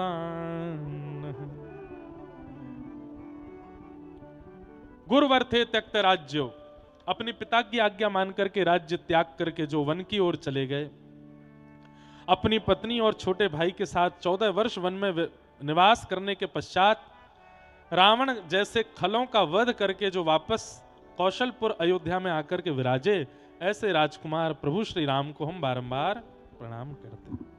प्रभु श्री राम को 2 अध्यायों में सुनाते हुए कथा यहां पर प्रणाम किया गया। तत्पश्चात चंद्रवंश के राजाओं की कथा, और इसी चंद्रवंश में प्रकट हुए कौन? भगवान श्री कृष्ण। प्रभु श्री कृष्ण के प्रादुर्भाव की कथा सुनाई गई। जिस प्रकार अभी हमने संपूर्ण 9 स्कंद आपको पिछले 15-20 मिनट में सुनाई दिए, ऐसे ही श्री परीक्षित जी महाराज को सुखदेव जी ने पूरी कृष्ण कथा 2 श्लोकों में सुना दी। जैसे ही 2 श्लोकों में सुनाई तो श्री चरणों में प्रणाम करते हुए परीक्षित जी महाराज बोले, आपने अब तक की लीलाएं मुझे छोटी छोटी सुनाई, कोई बात नहीं, पर जिन कृष्ण की लीला सुनने के लिए मैं 4 दिन से बैठा हूं, उनकी तो लीला मुझे विस्तार से सुनाइए। कथितो वंश विस्तारो भवता सोम सूर्ययो राज्ञां चो भयवंशानां चरितम परमाद्भुतम। पहुंच गए महाराज जी 10वें स्कंद तक। आज तो हनुमान जी भी कह रहे होंगे मोतु तेज उड़ के गयो है। ज्यादा ज्यादा समय तो मोह लंका पहुंचने में लगी, जितनी देर में ही प्रथम ते 10वें पे पहुंच गो। भैया देखो, ये तो कई लोगों के मन में भाव रहे ना कि अरे कृष्ण जन्म कर रहे हैं तो उन्हें कथा भागवत जी की पूरी तो करें, तो बस उनकी भावना की पूर्ति के लिए प्रथम द्वितीय तृतीय चतुर्थ पंचम षष्टम सप्तम अष्टम नवम और ये सबरे स्कंद स्पर्श मात्र किए हैं। बाकी कथा तो भैया 4 घंटा का 4 महीना हम सुनाते रहे तो पूरी नहीं होगी। बीच बीच में ऐसे ऐसे भाव आएंगे, चरित्र आएंगे, लीला आएंगे, सबको विस्तार कैसे करेंगे? तो और यहाँ तो नियम है 5 बजे के बाद मैया उठन लगे सबरी, तो वैसे ही 5 बजे तो पहले पहले ही जन्म उत्सव है जाए, इतना उत्सव की व्यवस्था करिए। और कल तो यहाँ पे 56 भोग भी होंगे। कल तो व्रज की लीला ही हमें सुनानी है, ठाकुर जी की बाल लीला, व्रज लीला, गौचारण लीला और गोवर्धन लीला। यहाँ ऊपर बगल को पर्वत बिल्कुल गिरिराज पर्वत जैसा ही है, और वह पर्वत के ऊपर ऐसे श्रीनाथ जी विराज रहे हैं। तो कल तो ऐसा लगे जटेरी धाम वाले सबरे ब्रजवासी बनकर के, और कल की योजना महाराज जी बताएंगे कैसी बनाई है कल की योजना, और वह योजना के अनुसार फिर कल 56 भोग भी होएगो। आज ठाकुर जी को मंगल जन्मोत्सव होएगो। अभी हम ठाकुर जी को जन्मोत्सव प्रारंभ करेंगे, वहां से पूर्व महाराज जी कछु आपको निवेदन करना चाह रहे हैं, आप सब लोगों ने श्रवण करो। हाँ। ये जटेरी धाम वासियों के बड़े सौभाग्य हैं। या तो गत वर्ष पूज्य श्री मलुकपीठ महाराज जी, नाम तो हम कैसे लें, पर हमारे परम पूज्य अग्रपीठाधीश्वर मलुकपीठाधीश्वर महाराज जी ने एक ही दिवस में 3 दिवस की कथा सुनाई थी। या आज हमारे पूज्य श्री इंद्रेश जी ने एक ही दिवस में 9वें स्कंद तक की कथा सुनाई। और व्यास जी महाराज जी ने जो कहा कि रसिक शब्द की व्याख्या, तो रसिक शब्द स्वामी जी महाराज के लिए इसलिए कहा गया कि तेल तूल पावक मिले दिया कहावे सोए। दीपक में 3 चीज़ों को मिलकर के तब दीपक बनता है, तेल तूल बाती पावक अग्नि, तब वाको नाम पड़े दीपक। तेल तूल पावक मिले दिया कहावे सोए, ऐसे ही ज्यों जल घोरें सर करा रसिक कहावे सोए।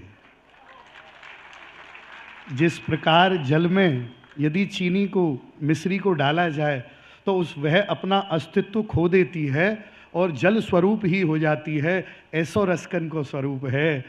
यानी कि विषयान ध्यायेत तश्चित्तम विषयान विसज्यते मां मनुस्मृतश्चित्तम मय्येव प्रविलीयते। विषयों का चिंतन करने से मनुष्य का मन विषयों से केवल सुसज्जित हो सकता है, जैसे मंच पर फूल लगे हुए हैं, किंतु यह फूल हृदय में प्रवेश नहीं कर सकते, केवल ऊपर ही रहेंगे। लेकिन ठाकुर जी का ध्यान करते करते यह जीव, यह चित्त ठाकुर जी के ही स्वरूप में विलीन हो जाता है, तब रसिक शब्द की अनुभूति का प्रारंभ होता है। पूज्य श्री व्यास जी महाराज। अद्भुत बात महाराज जी ने स्पष्ट करियो। जैसे चीनी पानी में घोल के अंतर ध्यान है जाए, ऐसी जो प्रिया प्रियतम के नित्य विहार में स्वयं को घोल के स्वयं को स्वरूप मिटाए दे, वो रसिक है। तो बताओ हम कहाँ, हम तो पता चल रही है कि हम इंद्रेश हैं, आप जटेरी वारे हो, जो गोवर्धन वारे हैं, हम तो हमारा स्वरूप अभी मिलो ही नहीं ठाकुर जी में, तो हम रसिक कैसे है सके। अद्भुत बात महाराज जी ने सुनाई, खूब सुंदर भाव। ऐसे ही भावन के काजे तो हम आप सब लोग यहाँ उपस्थित हुए हैं। हमारे शहीद ध्रुवदास जी महाराज कह में अब हम ठाकुर जी के जन्मोत्सव की ओर चलेंगे, नंदोत्सव मनाएंगे। और सुनो, आज नंदोत्सव में कछु हैवे वार हो यहाँ पे, तो पहले ही अपने लत्तान को संभाल लियो। हाँ, तो भागियों मत, और जो उठ के जाएगो, और पीछे वारी ने तो हम कछु कह ना सकें, बाकी जो उठ के जाएगो वाकू बगल वारे की सौगंध है, आज कोई उठ के नहीं जाएगो। भैया देखो एक बात कहूं, मैंने तो महाराज जी से कही, महाराज जी कथा होन दो, सामान्य सो ही कछु कर देंगे। महाराज जी बोले काय को सामान्य सो, जटेरी में हेरो उधम ते करेंगे पूरा। ठाकुर जी को जन्मोत्सव है, खूब चकाचक आनंद होना चाहिए। तो हमारे हरिदास परंपरा में तो श्री पीताम्बर देव जी को उत्सव जन्माष्टमी पे मनाया जावे। उनको चरित्र भी एक दिना में कथा में कहूंगो, पर आज इतनो भाग लियो हूं तो नेक हृदय को ठोर दे दूं। फिर के बाद ठाकुर जी के मंगल में नंदोत्सव में हम आप सब लोग प्रसन्न प्रवेश करेंगे। चरणन की बलिहारी, श्यामा जू के चरणन की बलिहारी, श्यामा जू के चरणन की बलिहारी, श्यामा जू के चरणन की। सब लोग गाओ। पहले किशोरी जी को प्रणाम कर लें और किशोरी जी से कहें कि आपके या जटेरी धाम में विराज रहे हैं। ठाकुर जी को नंदोत्सव प्रारंभ हो, हे श्यामाजू, वहां से पूर्व आप ही चित्त में आए के विराजमान है जाओ। चरणन की बलिहारी, श्यामाजू के चरणन की।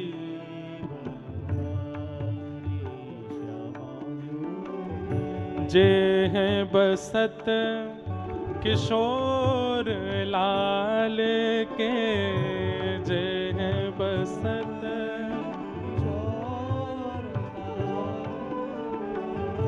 जे हैं बसत किशोर लाल के, जे बसत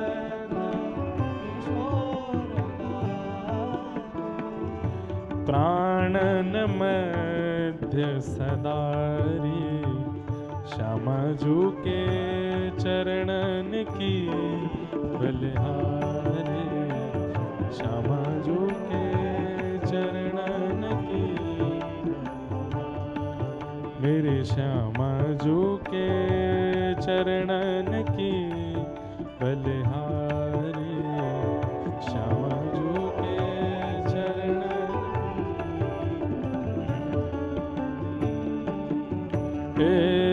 बिहरत कुसुम पराग लगत जब, बिहरत कुसुम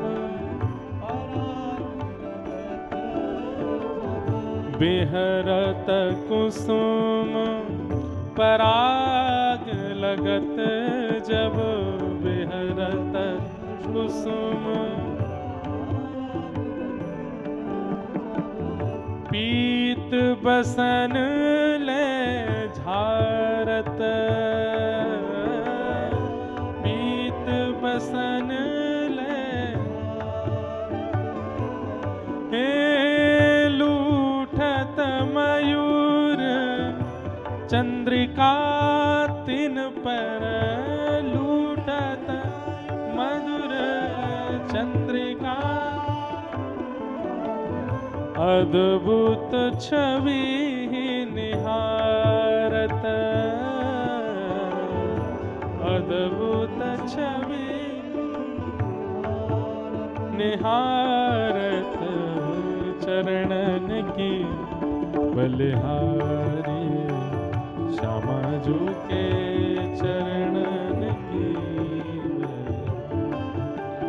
श्यामा जी के चरणन की बलिहारी श्यामा जी के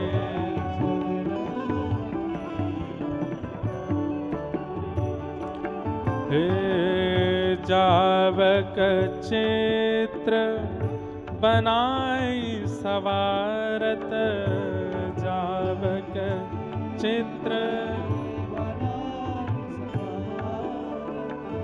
करनी सफल तब मानत करनी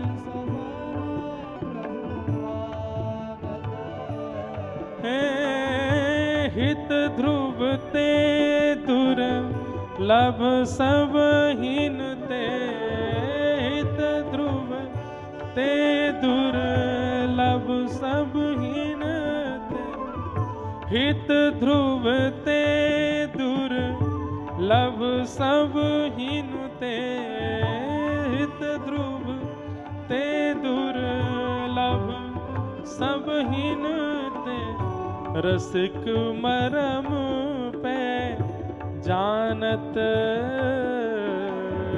रसिक मरम पे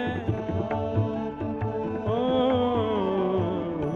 चरणन की बलिहारी श्यामा जी के चरणन की बलिहारी चरणन की बलिहारी श्यामा जी के चरणन की बलिहारी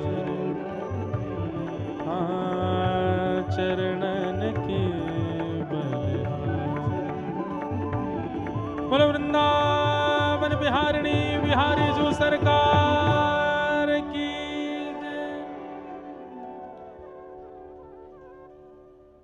जो प्रिया प्रियतम के नित्य रस में स्वयं को घोल करके अपना अस्तित्व मिटा दे वो रसिक है। और वही बात श्री कृष्ण लीला प्रारंभ करने से पहले श्री सुखदेव जी महाराज कह रहे हैं परीक्षित के लिए क्या कि सम्यक व्यवसिता बुद्धि तब राजसी सत्तम वासुदेवे कथायाम ते यज्जाता नैष्ठिकी रति। यही बात बिल्कुल जो महाराज जी ने बीच में कही यही बात यहां श्री परीक्षित जी महाराज के प्रति सुखदेव जी कह रहे हैं। जब 4 दिन बाद कथा को थोड़ी देर रोक दिया गया और सुखदेव जी बोले चलो थोड़ी देर आराम कर लो कुछ खा लो पी लो थोड़ी देर बैठ लो हाथ पांव सीधे कर लो आराम करके फिर हम कथा में प्रवेश करेंगे। तो इस बात को सुनकर के श्री परीक्षित जी महाराज कहते हैं बोले महाराज नैषाति दुस्सहा छुन्मां तक्त्योदमपि बाधते पिबन्तं त्वन्मुखाम्भोज श्रुतं हरिकथामृतम्। यही बात यहां सुखदेव जी कहते हैं परीक्षित जी कह रहे हैं बोले महाराज आपके मुखमंडल से कथा सुनने के बाद अब मुझे कुछ और करने की इच्छा नहीं हो रही। मेरी भूख चली गई मेरी प्यास पूरी हो गई मेरा आराम निद्रा आदि आदि जो भी शरीर के लक्षण होते हैं आपकी कथा सुनने से सबकी पूर्ति हो रही है। आप जब कथा सुनाते हैं तो मेरे नेत्र बंद हो जाते हैं मेरी निद्रा पूरी हो जाती है। आप जब बीच बीच में कोई रस भरी ठाकुर जी की लीला सुनाते हैं तो ऐसा लगता है गले की सारी जितनी भी सूखाहट थी वो सब नष्ट हो गई मानो जैसे किसी ने पेय जल पिला दिया हो। आप जब सुंदर ज्ञान की चर्चा देते हैं उससे मेरा पेट भर जाता है ऐसा लगता है मानो जैसे किसी ने बहु व्यंजन पकवान बना करके खिलाए हों। मेरे शरीर को अब संसार की किसी वस्तु की आवश्यकता नहीं है ये कथा ही मेरी सारी आवश्यकताओं को पूरी कर रही है। अब कृपा करके इस कथा को विश्राम मत करो, सुनाते रहिए। आपके मुख रूपी चंद्रमा से ये जो कथा रूपी अमृत निर्झरित हो रहा है, इसके आगे अब मुझे संसार के किसी विषय की इच्छा नहीं है नाथ। इसी को तो रसिक कहते हैं। कल हम लोग कह रहे थे कि स्वामी जी महाराज स्वयं कुछ नहीं पाते, सबको पवाते हैं, और स्वयं कभी कोई बहुत कह भी दे तो एक सीख बस एक सामग्री में बोर करके उस सीख में जितना आ जाए उतना ग्रहण कर लेते हैं। क्यों? क्योंकि हमारी जीव को मोहनथाल चाहिए, हमारी जीव को लड्डू चाहिए, हमारी जीव को चटनी चाहिए, रोटी चाहिए, पकवान चाहिए, पर उनकी रसना को तो केवल प्रिया प्रियतम को आस्वादन करना है। हमारे नेत्रों को दुनिया के सब प्रपंच देखने हैं, पर उन्हें तो केवल श्री प्रियालाल जी देखने हैं। हमारी कानों को सबके लड़ाई झगड़े सुनने हैं, किसके घर में क्या चल रहा है, किसकी मैया ने कहा कह दी, कौन के छोरा ने कहा कौन सी बात कह दी, सब सुनना है। पर उनके कानों को तो केवल प्रिया प्रियतम का मधुर स्वर सुनने की इच्छा है। वही तो रसिक है। ऐसे ही देखत रहूं तुम्हें जन्म सफल कर मानूं, और कुछ नहीं चाहिए हमें, यही रसिक है। और यहां पर श्रीमद् भागवत में भी इस बात को पुष्ट कर दिया कि कृष्ण लीला में प्रवेश करने से पहले यदि सुखदेव जी जैसी, परीक्षित जी जैसी, स्वामी श्री हरदास जी जैसी स्थिति नहीं बनी तो व्रज लीला में प्रवेश नहीं कर पाओगे। कृष्ण मन कृष्ण धन, कृष्ण ही हमारो धन, आठों याम ऊधो हमें कृष्ण ही सो काम है। जहां कृष्ण तन है, कृष्ण मन है, कृष्ण ही हमारो धन है। आहा राजन, अब तुम्हारी मन इंद्रिय पूर्ण रूपेण कृष्ण आस्वादन के लिए तैयार हो चुकी हैं। अब मैं तुम्हें व्रज की लीला सुनाऊंगा, अब तुम्हें कृष्ण कथा सुनाऊंगा। वसुदेव ग्रहे साक्षात् भगवान पुरुष परः, जनिष्यते तत्प्रियार्थम संभवन्तु सुरस्त्रिय। भगवान ने आकाशवाणी करके पृथ्वी को कहा था कि मथुरा में वसुदेव जी के यहां साक्षात मेरा अवतरण होगा और मैं पृथ्वी के भार को हल्का करूंगा। यह आकाशवाणी देवताओं ने जैसी सुनी, सब देवता ब्रजमंडल में रूप बदल बदल के आ गए। कोई वृक्ष बन के आयो, कोई गैया बन के आयो, कोई नदी बन के आयो, कोई तालाब बन के आयो, कोई पहाड़ बन के आयो। साक्षात ब्रह्मा जी ब्रह्माचल बरसाना पर्वत बन के आए, साक्षात देवादिदेव महादेव नंदेश्वर पर्वत श्री नंदगांव को पर्वत बन के आए, स्वयं साक्षात नारायण ही गोवर्धन पर्वत बन करके आए। सब 33 कोटि देवता, सारे तीर्थ सब ब्रज में आकर के विद्यमान हो गए। क्यों? ठाकुर जी यहां जन्म लेवे वारे, ठाकुर जी यहां आवे वारे। इसलिए भैया व्रज में कण हो, वृक्ष हो, पल्लव हो, पर्वत हो, ये सब पूजनीय, सब वंदनीय है। क्यों? सब किसी ना किसी रूप में जब आए थे तब देव स्वरूप थे, लेकिन ठाकुर जी के प्रकट होने के बाद सब ठाकुर जी के स्वरूप हैं। या हमारे व्रजमंडल को हर कण पूजनीय है, हर कण वंदनीय है, सब ठाकुर जी के स्वरूप है। 84 कोस ब्रजमंडल में 33 कोटि देवता आ गए। यहां सूरसेन मंडल, एक मंडल था सूरसेन, वहां के राजा का नाम भी सूरसेन ही था। सूरसेन के पुत्र हुए श्री वसुदेव जी, और मथुरा मंडल के राजा हैं उग्रसेन। उग्रसेन के पुत्र का नाम कंस, और मथुरा के राजा उग्रसेन के भैया हैं देवक, उनकी बेटी का नाम देवकी। तो कंस ने अपनी चचेरी बहन देवकी का विवाह सूरसेन राजा के पुत्र वसुदेव जी के साथ में तय किया। कंस क्रूर तो था ही, राक्षस प्रवृत्ति का था, लेकिन मथुरा में अपनी छवि सुंदर बनाने को माने बड़ो प्रयास कियो। लेकिन मथुरा के सबरे ब्रजवासी जानते कि भैया कोरो राक्षस है, ये चाहे जो कर ले लेकिन ये फिर राक्षस ही रहेगा। तब कंस ने मन में विचार किया कि मैं अगर अपनी बहन को कन्यादान करूंगा या को ब्याह धूमधाम से करूंगा और वहां 2-4 आंसू बहाऊंगा और फिर अपनी बहन को विदा करवे के काजे जाऊंगा, ये सब दृश्य जब सबरे मथुरावासी देखेंगे तो इन सबन की मेरे प्रति स्नेह बुद्धि रह जाएगी। और केवल मथुरावासियों की स्नेह बुद्धि का दुरुपयोग करने के लिए कंस ने देवकी जी का विवाह किया। देवकी जी को ब्याह भयो, सब मथुरावासी बुलाए, सब देख करके कह रहे हैं अरे भैया देख, भैया हो तो ऐसो, कन्यादान कर रहा हो अपनी बहन को, और कंस रो रो करके कन्यादान करे, रो रो करके बार बार देवकी के चरण पकड़े, रथ में बैठाए करके स्वयं रथ हाँक के विदा करके ले जा रहे है। सब मथुरा वासी बोले भैया हम तो आज तक याकू राक्षस समझो करते, लेकिन देखियो कितनो भलो मानुस है, अपनी बहन को स्वयं, इतने सेवक हैवे के बाद भी अपनी बहन को स्वयं विदा करवे जा रहे है।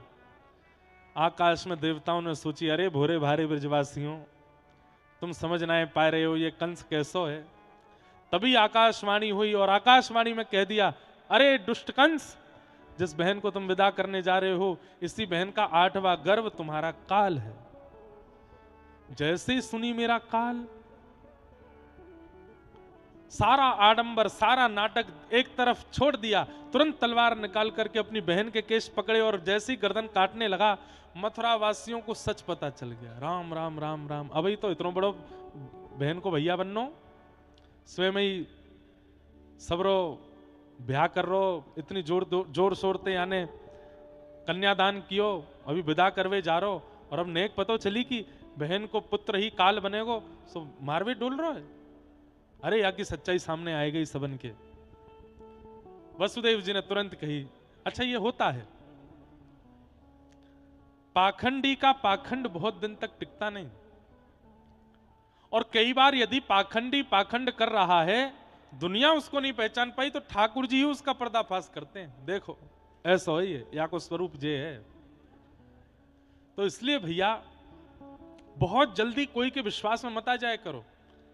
और हम ब्रजवासी तो वैसे ही भोरे हैं, नेक में ही हमें लगे अरे भलो भलो भलो है भैया, खूब भजन करे, इतनी सवेरे उठ जाए, धोताएं उठ करके यूं करे, यहाँ जाए, यूं करे, ऐसे आके नियम है।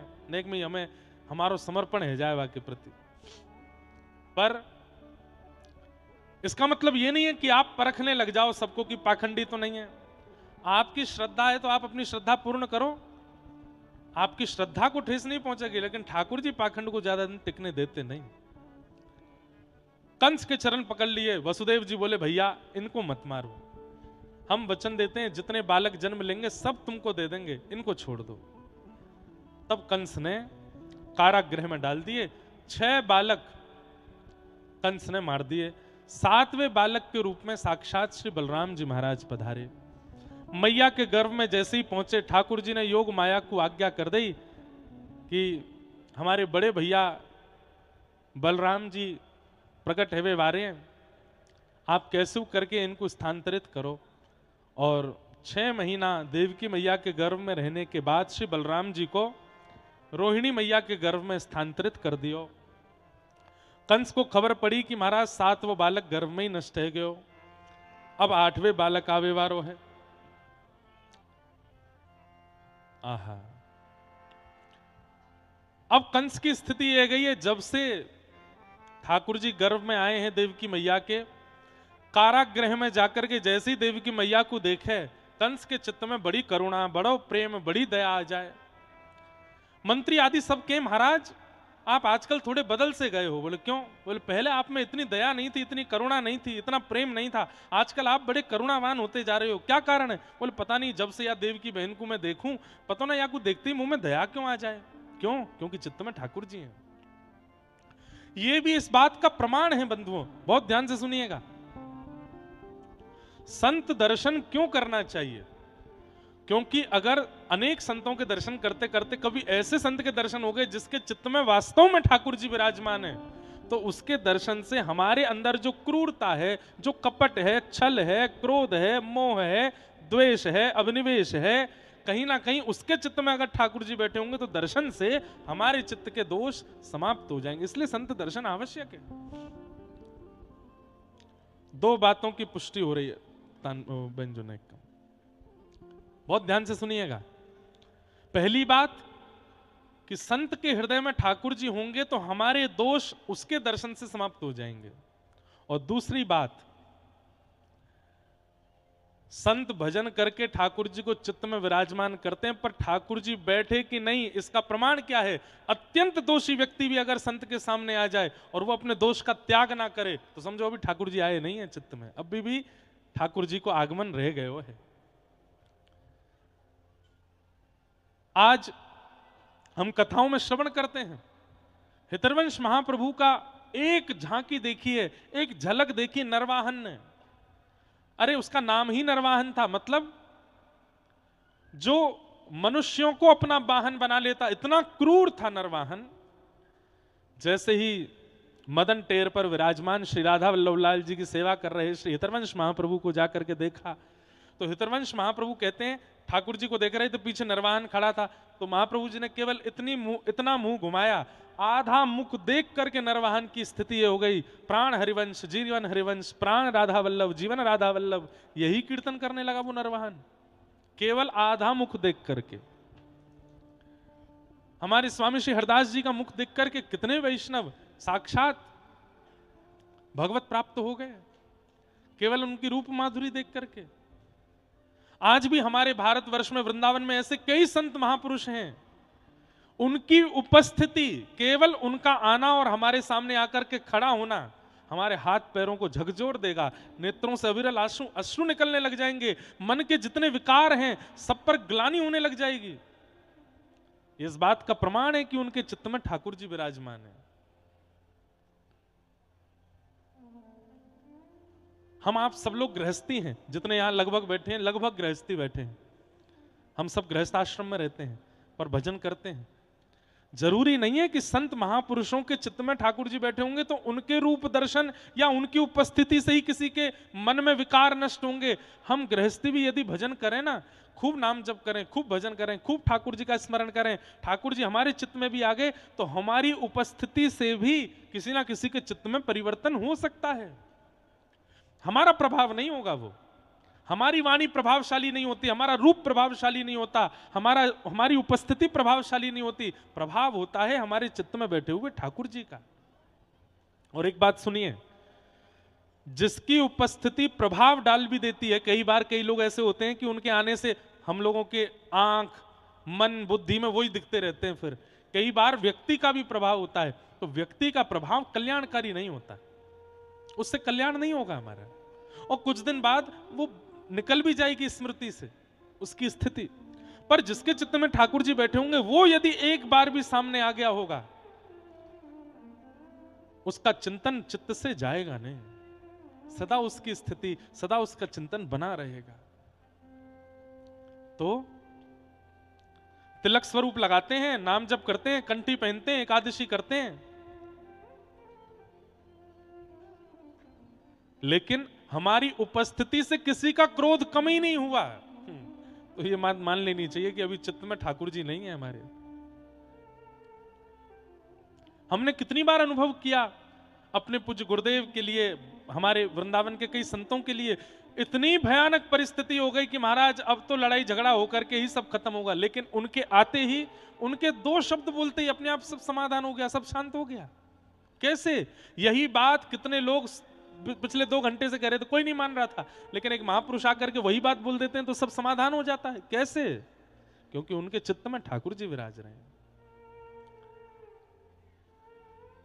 यशोदा मैया के गर्भ में ठाकुर जी हैं, इसलिए कंस अपनी क्रूरता भूल रहा है।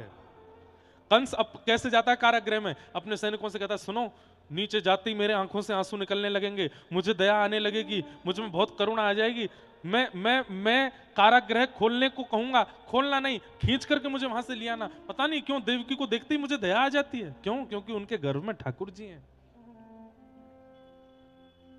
दया का स्वभाव, करुणा का स्वभाव, प्रेम का स्वभाव, ये मानव का स्वभाव नहीं है, ये ठाकुर जी का स्वभाव है। अगर किसी के अंदर दया ज्यादा दिखे ना, तो ये समझ लेना कि कभी तो याकू ठाकुर जी को अनुभव भयो है, तभी आपके अंदर दया है। किसी के अंदर प्रेम ज्यादा दिखे तो अनुभव कर लेना, कभी किसी महत्पुरुष का दर्शन इसको हुआ, तभी इसके चित्त में प्रेम है। कंस पहरेदार बढ़ा दिए, सैनिक बढ़ा दिए, लेकिन भादों का महीना आया, रिम झिम बारिश हो रही है, मंदम मंदम जलधरा, और जैसे ही रात्रि का समय हुआ, गहरी नींद में सोए हैं सब मथुरावासी, गोकुलवासी, पूरे ब्रह्मांड के निवासी, सब गहरी नींद में सोए हैं। केवल आकाश में बादलों की ओट में कहीं कहीं चंद्रमा दिख रहे हैं। तभी पवन देव मंदिराचल पर्वत पर जितने चंदन के पेड़ हैं सबसे सबसे अनुग्रह करते हैं कि आप सब अपनी सुगंधी मुझको दे दो, मुझे पूरी पृथ्वी को जाकर के सुगंधित करना है। क्यों? ठाकुर जी आने वाले हैं। आकाश से रिमझिम रिमझिम वर्षा नहीं हो रही है, मानो पवित्र नदियों के जल एकत्रित करके समस्त बादल पहुंचे हैं इंद्र के पास, और इंद्र उन्हीं को झड़का रहे हैं और पूरी मथुरा नगरी को, पूरे व्रजमंडल को पवित्र कर रहे हैं कि ठाकुर जी आने वाले हैं।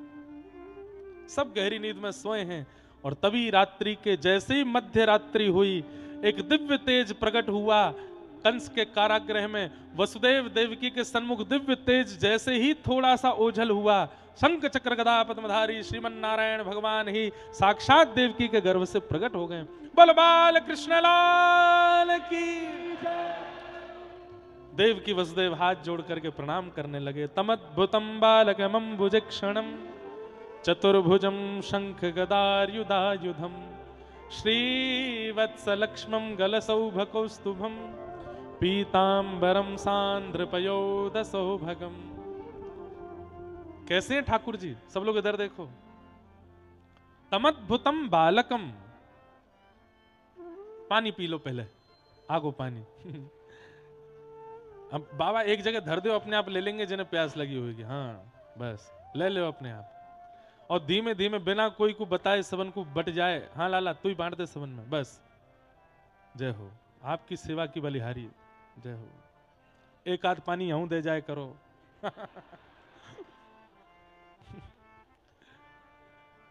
देख कैसे प्यासे बैठे सबरे। अभी अभी सुनाई बात कि परीक्षित जी महाराज कह रहे कथा सुन के मुंह को प्यास भूख सब चली गई है। हाँ हाँ ठीक है भैया, बैठ जाओ, बैठो बैठो बैठो। अरे रुको, बधाई के रूप में पानी बांटियो, बैठ जाओ लाला, दोनों बैठ जाओ, बैठा दो इन्हें, बैठ जाओ। अब बधाई बटेगी पानी की, और बोतल के ढक्कन खोल के बांटे जाएंगे। कहा बता रहा हूं मैं, कहा बता कहा रहा हूं मैं, ये तो बताओ। ठाकुर जी प्रकट भय। ठाकुर जी कहा ये तो साक्षात जलाशय प्रकट भयो है। ठाकुर जी प्रकट भय, अद्भुत बालक के रूप में ठाकुर जी प्रकट भय। प्रकट हेते ही ठाकुर जी ने, ओ भैया जी कहा कर दियो इतना पानी, बैठ जाओ। वो रैंप पे जाके बांट रहे हैं। हम नेक देर अभी कछु मत दो, नेक देर सुनो। कहीं जो है काय प्यास से तुम्हारी कोई वो, अब मैं कहा बोलूं आगे, प्यास के कारण कोई यूं थोड़ी प्राण निकल जाएंगे। अरे कथा चल रही है, कथा सुनो, फिर पानी मिल जाएगा। हम तो बैठे हैं भूखे प्यासे, सुनो नेक देर। बनेंगे रसिक हम, कैसे बनेंगे रसिक? प्यानी की प्यास तो छूट ना रही हमारी। अरे भैया ऐसी प्यास श्री प्रिया प्रियतम के सुंदर लीला विलास की है जाएगी तब रसिक बनोगे। ये जैसे पानी देख करके मांग रहे हैं, हाथ कर रहे हैं, देव देव हमें देव हमें देव, ऐसे ही जब श्री प्रिया प्रियतम के सुंदर भाव की याचना करोगे तब बनोगे रसिक। कभी ऐसा रुदन, कभी ऐसी उत्सुकता, कभी प्रिया प्रियतम के सुंदर भाव रस की तो वही नहीं हमारे चित्त में। ठाकुर जी ने प्रकट है करके दर्शन दिए। देवकी मैया बोली आप तो लाला बन के आवे वारे, पिताजी बन के आयो हैं, शंख चक्र गदा पद्म लेके आयो। अरे मैया जे कंस मामा जन्म लेते ही बालकन को मार दे, हम तो सुदर्शन चक्र लेके आए कि मामा अगर आ गए तो या को सर धरते अलग कर देंगे। देवकी मैया ने बड़ी सुंदर बात कही। ठाकुर जी से बोली अच्छा एक बात बताओ, आपका अवतार राक्षसों के लिए होता है कि भक्तों के लिए होता है? ठाकुर जी बोले मैं तो भक्तन के काजे आऊं। मैं भगतन को दास, भगत मेरे मुकुट मणि। मैं भगतन को दास, ये हमारे ब्रज को रसिया है। मैं भक्तन को दास, भगत मेरे मुकुट मणि। कल सुनाऊंगा है। हाँ अभी तो और रसिया भी है। तो ठाकुर जी बोले मैं तो भक्तन के काजे आऊं। तो बोले भक्तन के काजे आओ तो फिर ये संग चक्र लेके काई को आयो? अबई आपने कही भक्तन के काजे आओ तो फिर कंस को चिंतन करके आपने कैसे अवतार लियो? मैया गलती है गई। बोले अब कहा करूं कि जय शिशुलीला अति प्रियशीला, छोटे लाला बनो और ये शंख चक्र दोनों गायब करो। बिल्कुल ये भुलाए दो कि तुम भगवान हो। तो ही आनंद आवेगो।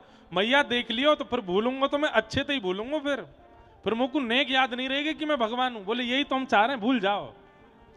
ठाकुर जी बोले तो मैया फिर एक लीला और होएगी। बोले कहा मैंने जन्म तो आपके पास लियो, लेकिन अब मैया पूरी लीला को करवे के काजे गोकुल जाऊंगो।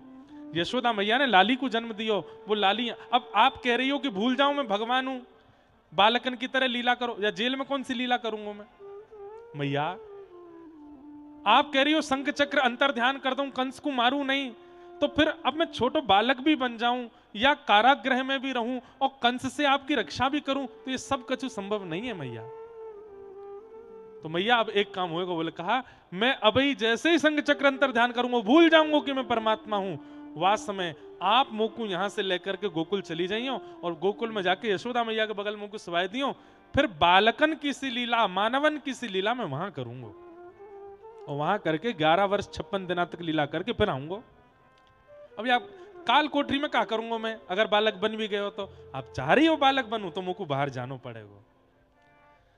कैसे जाओगे बाहर, हथकड़ी बेड़ी लगी है, सैनिक सोए हैं, ताले लगे हैं। ठाकुर जी बोले अभी मैं भगवान हूं, मुझको गोद में ले, जैसे ही भगवान गोद में आमे, जैसे ही भगवान कोई के जीवन में आमे, सबरे बंधन खुल जाए मैया वाके। वसुदेव जी आप भुजा पुसार के मुंह को अपनी गोद में ले लो। वसुदेव जी ने जैसे ही ठाकुर जी गोद में लिए, हथकड़ी खुल गई, बेड़ियां खुल गई, चट्ट चट्ट ताले खुल गए, सब दरबान सो गए।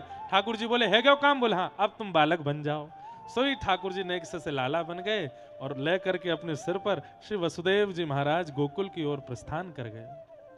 गोकुल में गए, यमुना जी बीच में पड़ी। यमुना जी में आज बाढ़ आई है। बोले काईकू, यमुना जी बड़ी इतराम है। काईकू इतराम है, सबरी नदी ते जाए के कहें तुम्हें पता हो मेरे पति कौन। बोले कौन, साक्षात त्रिलोकीनाथ मेरे पति हैं। सबरी नदी कहे है चल झूठ बोला है, वो काईकू तेरे पति। अच्छा भरोसा ना है तो फिर आई जाइयो भादों की अष्टमी पे, मथुरा में दर्शन कराई दूंगी अपने पति को। तो आज, अब ये तो खैर हमारे ब्रज के भाव से रसिक बनाए के बोले, आज भारतवर्ष की समस्त नदियां यमुना जी में आई हैं। क्यों, ठाकुर जी का दर्शन करने के लिए। जैसे ही वसुदेव जी महाराज ठाकुर जी को लेकर के यमुना जी में गए, एक उफान भर के यमुना जी ने ठाकुर जी के चरण स्पर्श करा के मतलब समस्त नदियों को पवित्र कर दिया। तुरंत यमुना जी ने मार्ग दियो, वसुदेव जी ठाकुर जी को लेकर के गोकुल पहुंचे। हमारे नाना जी कहो करते, बोले लाला सब सोए हैं, केवल 4 लोग जगे। कौन कौन, एक तो वसुदेव और देवकी, और 2 और जगह हैं। बोले कौन, कुबेर के पुत्र नलकुवर और मणिग्रीव, ये दोनों वृक्ष बन के गोकुल में खड़े हैं। तो हमारे नाना जी कहो करते, बोले लाला संतन के द्वारा दियो गयो श्राप भी आशीर्वाद बने, या को प्रमाण कहा है। मैंने कहा कुबेर के पुत्रन को श्राप दियो नारद जी ने कि जाओ तुम वृक्ष बन जाओ। वो कहां जाके वृक्ष बने, या कोरे बीरान जंगल व्रज में आके वृक्ष बने। तब तो यहाँ कछु ना हो, धीरे धीरे बसावट शुरू भई, धीरे धीरे ब्रजवासी आए के रहने लगे। और एक दिन आयो जब ठाकुर जी ने जन्म लियो मथुरा में और जन्म लेकर के गए गोकुल, तब दोनों नलकुबर मणिग्रीव कहने लगे जय हो संतन को आशीष, भले हमें श्राप दियो लेकिन आज वो श्राप आशीर्वाद में परिवर्तित है। साक्षात ठाकुर जी हमारे सामने आए हैं। नलकुबर मणिग्रीव ने उनको दर्शन कियो। देव की मैया के, यशोदा मैया के बगल में लाला सुवाए के लाली ले जाए करके वापस मथुरा पहुंचे। हथकड़ी बेड़ी लग गई, सबरे दरबान उठ गए। कंस दौड़ करके आयो, लाली को पृथ्वी पर पटक दियो। अष्टभुजी देवी भद्रकाली के रूप में वो बालिका प्रकट है गई। बोले अरे दुष्ट कंस, तू जा अपने शत्रु को खोज रहे है, और जाके जन्म ना लेवे के कारण तेने इतने सारी योजना बनाई, वाने तो जन्म ले लियो। कहां लियो, बोले 84 कोस के भीतर लियो है। कौन सी जगह लियो ये नहीं बताऊंगी, अब तो तू ढूंढ बाकू, और वो एक दिन आवेगो और तेरो वध करेगो। अष्टभुजी देवी भद्रकाली इतनो कह करके वहां से चली गई। वही विंध्यवासिनी मैया है, विंध्याचल में विराजमान ठाकुर जी की बहन। यहां गोकुल में सब ब्रजवासीन को अब लगवे लगी कि भैया अब के लाला होएगो। नंद बाबा और यशोदा मैया के यहां अब के लाला होएगो। नंद बाबा और यशोदा मैया एक रात्रि पहले ही एक दूसरे से चर्चा करते भाई अपना स्वप्न बता रहे।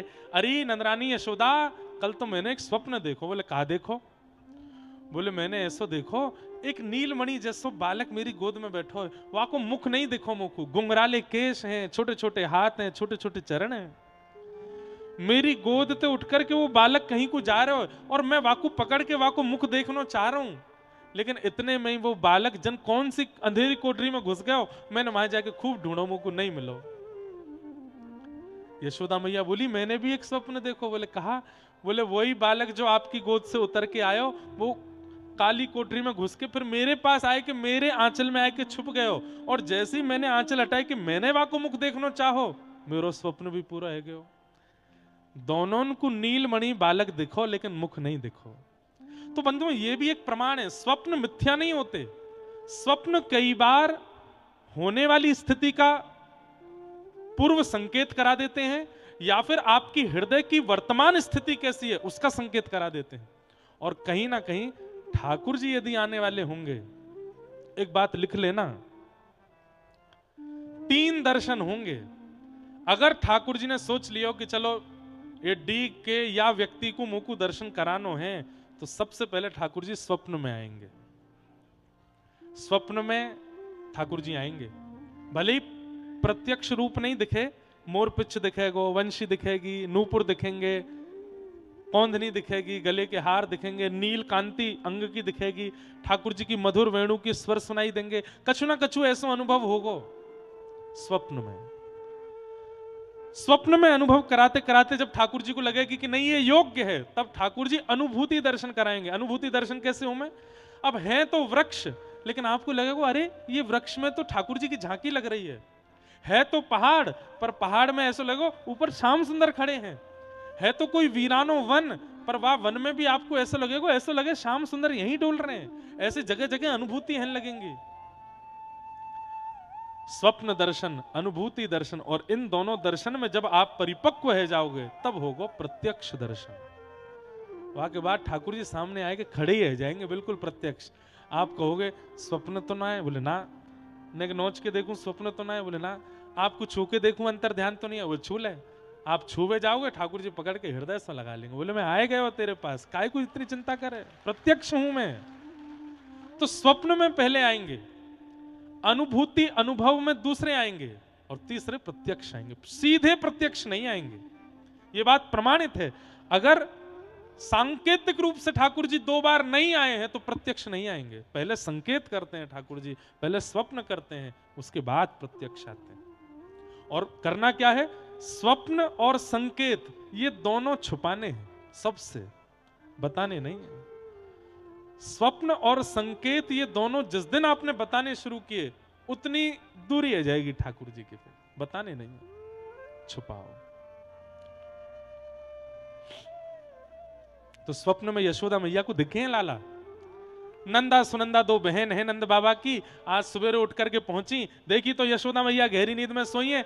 बगल में नेक ससो एक बालक गरे गरे तक चदरिया ओढ़ रखी है, हाथ पामन तक कुल बुलाए रहे हो, यो ना पतो लालाई की लाली। नंदा सुनंदा बोली अरे 21 बार हरिशरणम को जाप कर, एक लाला है जाए कैसे नंद बाबा के, फिर भली 6 लाली है जाए, पर एक लाला तो होना चाहिए।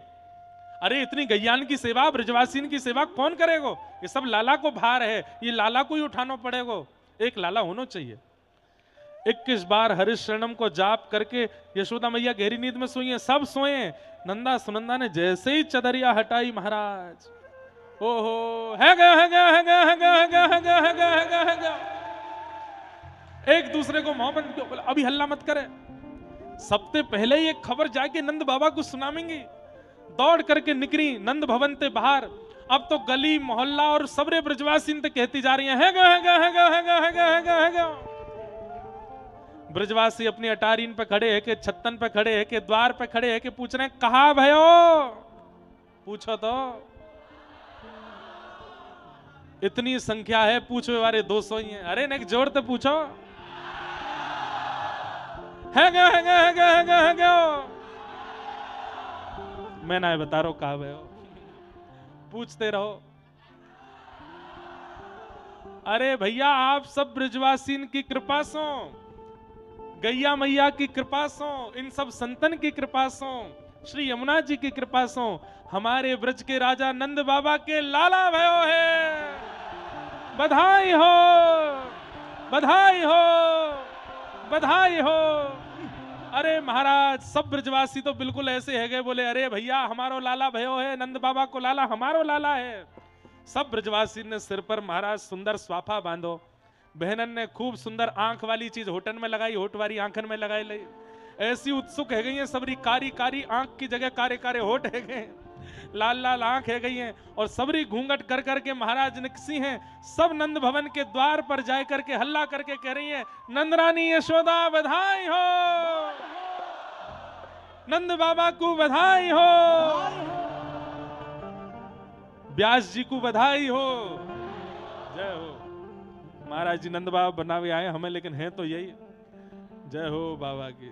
छोटी पड़ गई पगड़ी हो ब्रज में नेक जोरीते आई हो, ठीक है, आज उत्साह में कमी नहीं होनी चाहिए। और सुनो, अपने जेवर अपने फोनन को संभाल लियो सबरे, और दोनों भुजान की मुट्ठी बनाओ, बोलो हो ब्रज में, हो ब्रज में, हो ब्रज में है रही जय जयकार नंद घर लाला जायो है, ब्रज में है रही, हाँ ब्रज में है रही जय जयकार नंद घर लाला जायो है, ब्रज में है रही जय जयकार लाला जायो है, नंद रानी ने लाला जायो है, हाँ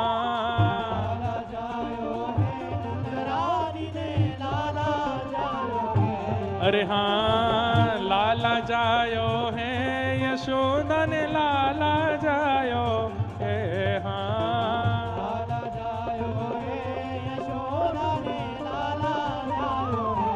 हो ब्रज में, हो ब्रज में, हो ब्रज में है रही जय जयकार नंद घर। देखो नंद जी के लाला प्रकट भयो, नंद गाम ते प्रसाद आयो, बधाई हो। हो ब्रज में, हाँ ब्रज में, हो ब्रज में है रही जय जयकार नंद घर लाला जायो है, ब्रज में है रही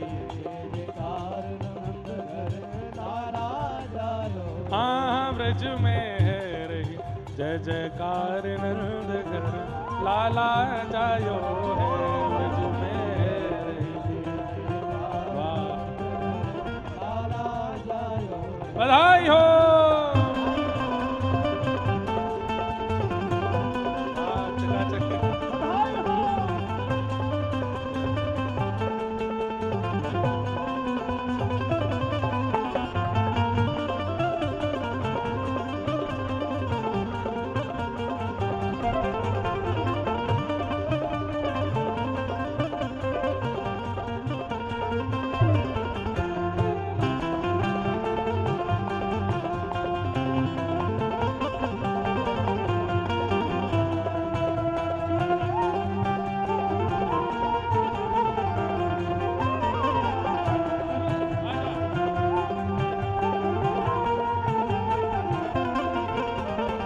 यूथ के यूथ नंद घर आवे, यूथ के यूथ, यूथ के यूथ नंद घर आवे, ग्वाल बाल सब हिल मिल गावे,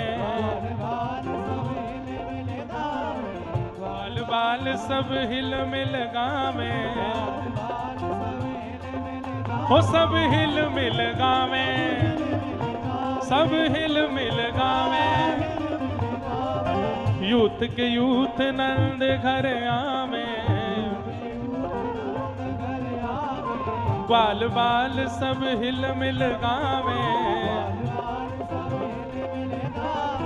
ब्रह्मानंद समान आज सुख सबने पायो है, हाँ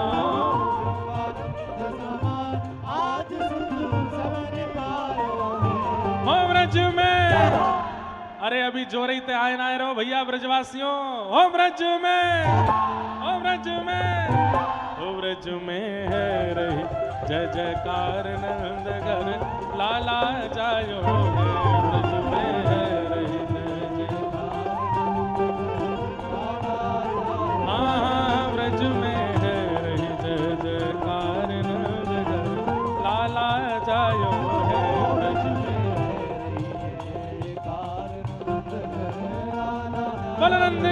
लाला की।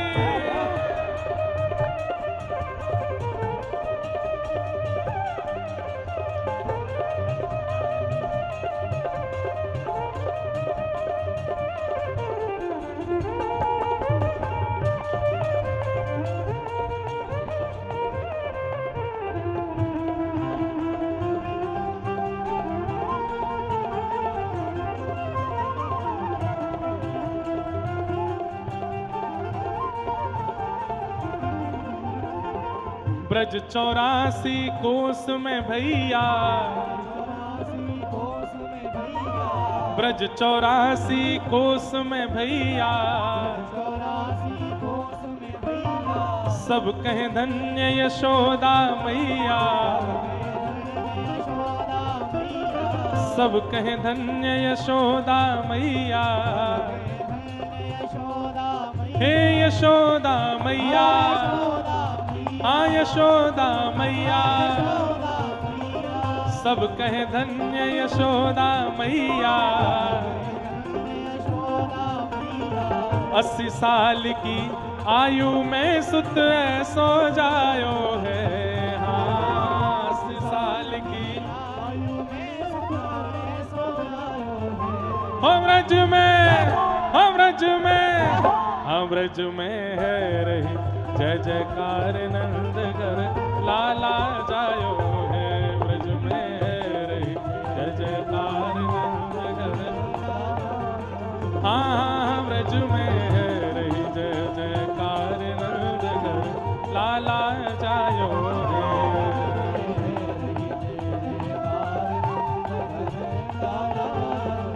लाला जायो है नंद रानी ने लाला जायो है,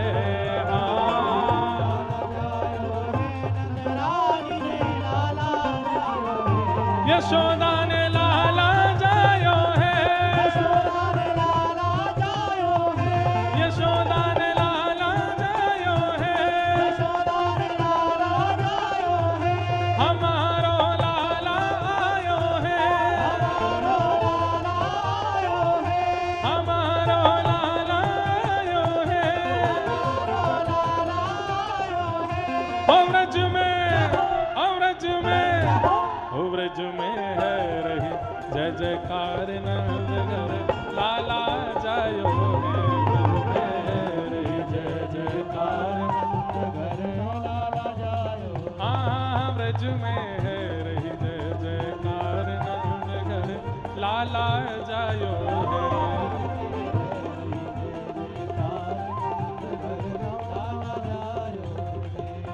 हे नंद घर आनंद भयो, नंद घर आनंद भयो, जटेरी आनंद भयो, जटेरी आनंद भयो, हे नंद घर आनंद भयो, नंद घर आनंद भयो, हे नंद जू के लाला भयो, आनंद जू के लाला भयो। हो ब्रज में, हो ब्रज में ऐसे नहीं आवे को आनंद, दोनों भुजा उठाओ और सुनो, कम से कम 1.5 फीट ऊपर उछलना चाहिए। और हमारी नेक प्रार्थना है, व्रज ये मंच पे जितने भी लोग आए गए हैं वो नेक धीरे धीरे नीचे आ जाओ भैया। एक तो रज है, ऊपर से भारी मंच है, कहीं हम ही नीचे नहीं पहुंच जाएं। नेक भुजा उठाओ और 1.5 फीट ऊपर उछल के बोलना, हो ब्रज में, हो ब्रज में, हो ब्रज में है रे जय जयकार नंद घर लाला जायो है,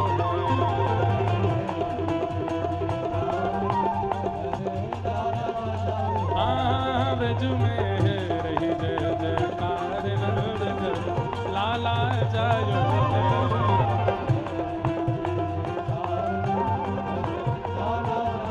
नंद घर आनंद भयो जय कन्हैया लाल की, नंद घर आनंद भयो जय कन्हैया लाल की, घर आनंद भयो जय कन्हैया लाल की, नंद घर आनंद भयो जय कन्हैया लाल की, जय कन्हैया लाल की, नंद घर आनंद भयो जय कन्हैया लाल की, नंद घर आनंद भयो, हे यशोदा के लाला भयो जय कन्हैया लाल की, यशोदा के लाला भयो जय हो ब्रज में है रही जय जयकार नंद घर लाला जायो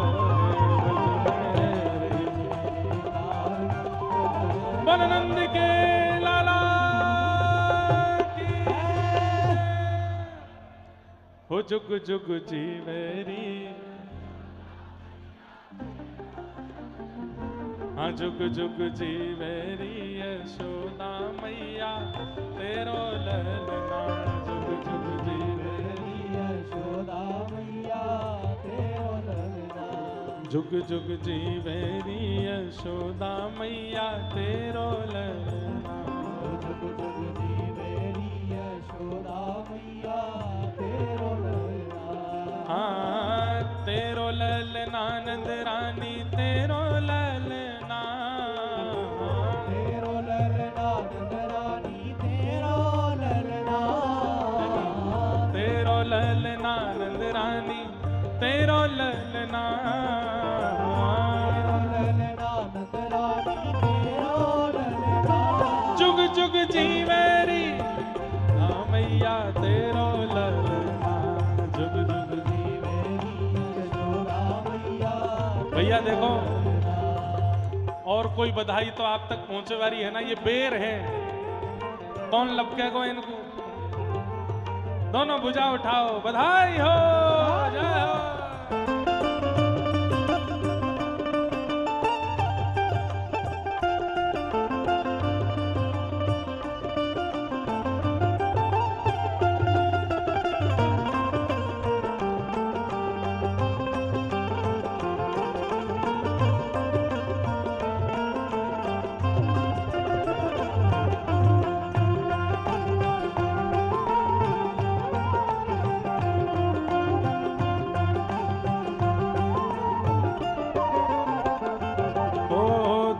घड़ी जब होए यशोदा मैया कह के बोले, घड़ी जब होए यशोदा मैया कह के बोले, हाँ धन्य घड़ी जब होए यशोदा मैया कह के बोले, घड़ी जब होए यशोदा मैया कह के बोले, हे नूपुर बांध दो चरणन में घुटमन घुटमन डोले, बांध दो चरणन में घुटमन घुटमन डोले, नूपुर बांध दो चरणन में घुटमन घुटमन डोले। बांध दो महाराज जी नंद बाबा भैया देखो महाराज जी ने तो ऐसी योजना बनवाई, रुको रुको रुको रुको रुको,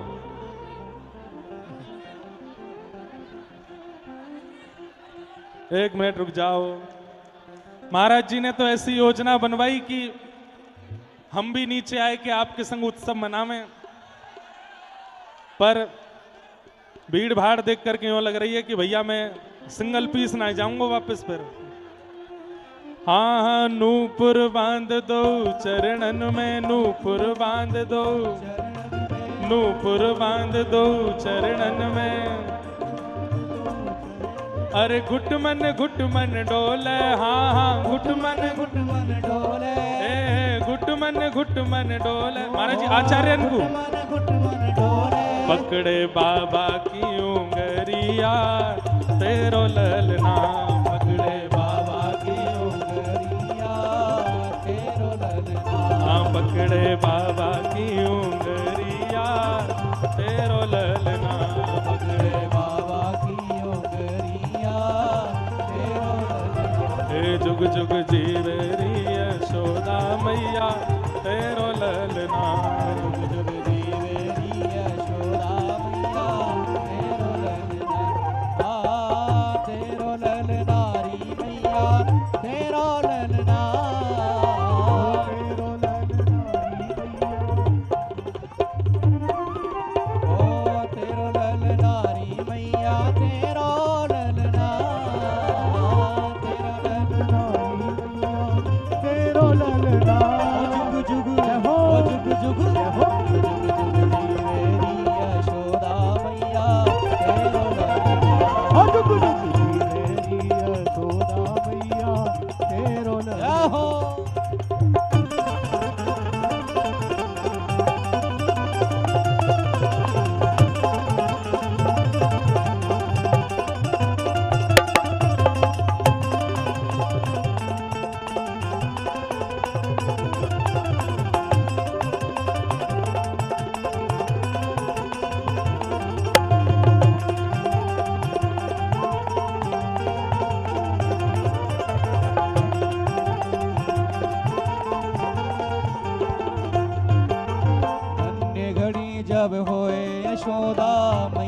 कह के बोले, घड़ी जब हो यशोदा मैया कह के बोले, ओनू पर बांध दो चरणन में घुटमन घुटमन डोले, बांध दो चरणन में घुटवन घुटवन डोले, आनू पर बांध दो चरणन में घुटमन घुटमन डोले, बांध दो चरणन में घुटवन घुटवन डोले, ओ पकड़े बाबा की उंगरिया तेरो ललना, पकड़े बाबा की उंगरिया तेरो ललना, ओ जुग जुग जीवेरी यशोदा मैया तेरो ललना, यशोदा मैया तेरो ललना, ओ तेरो ललना यशोदा तेरो ललना, तेरो ललना यशोदा तेरो ललना, ओ जुग जुग ओ जुग जुग ओ जुग जुग जीवेरी यशोदा मैया तेरो ललना, जुग जुग मेरी यशोदा मैया तेरो ललना, ओ सखी नंद भवन में आज, सखी नंद भवन में आज बधाई बाज रही, बधाई बाज रही, ओ बधाई बाज रही, बधाई बाज रही, ओ बधाई बाज रही, बधाई बाज रही, बधाई बाज रही, बधाई बाज रही।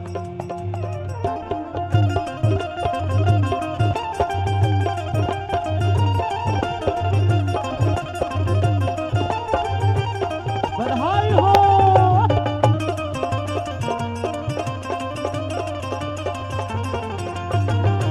कन्हैया लाल की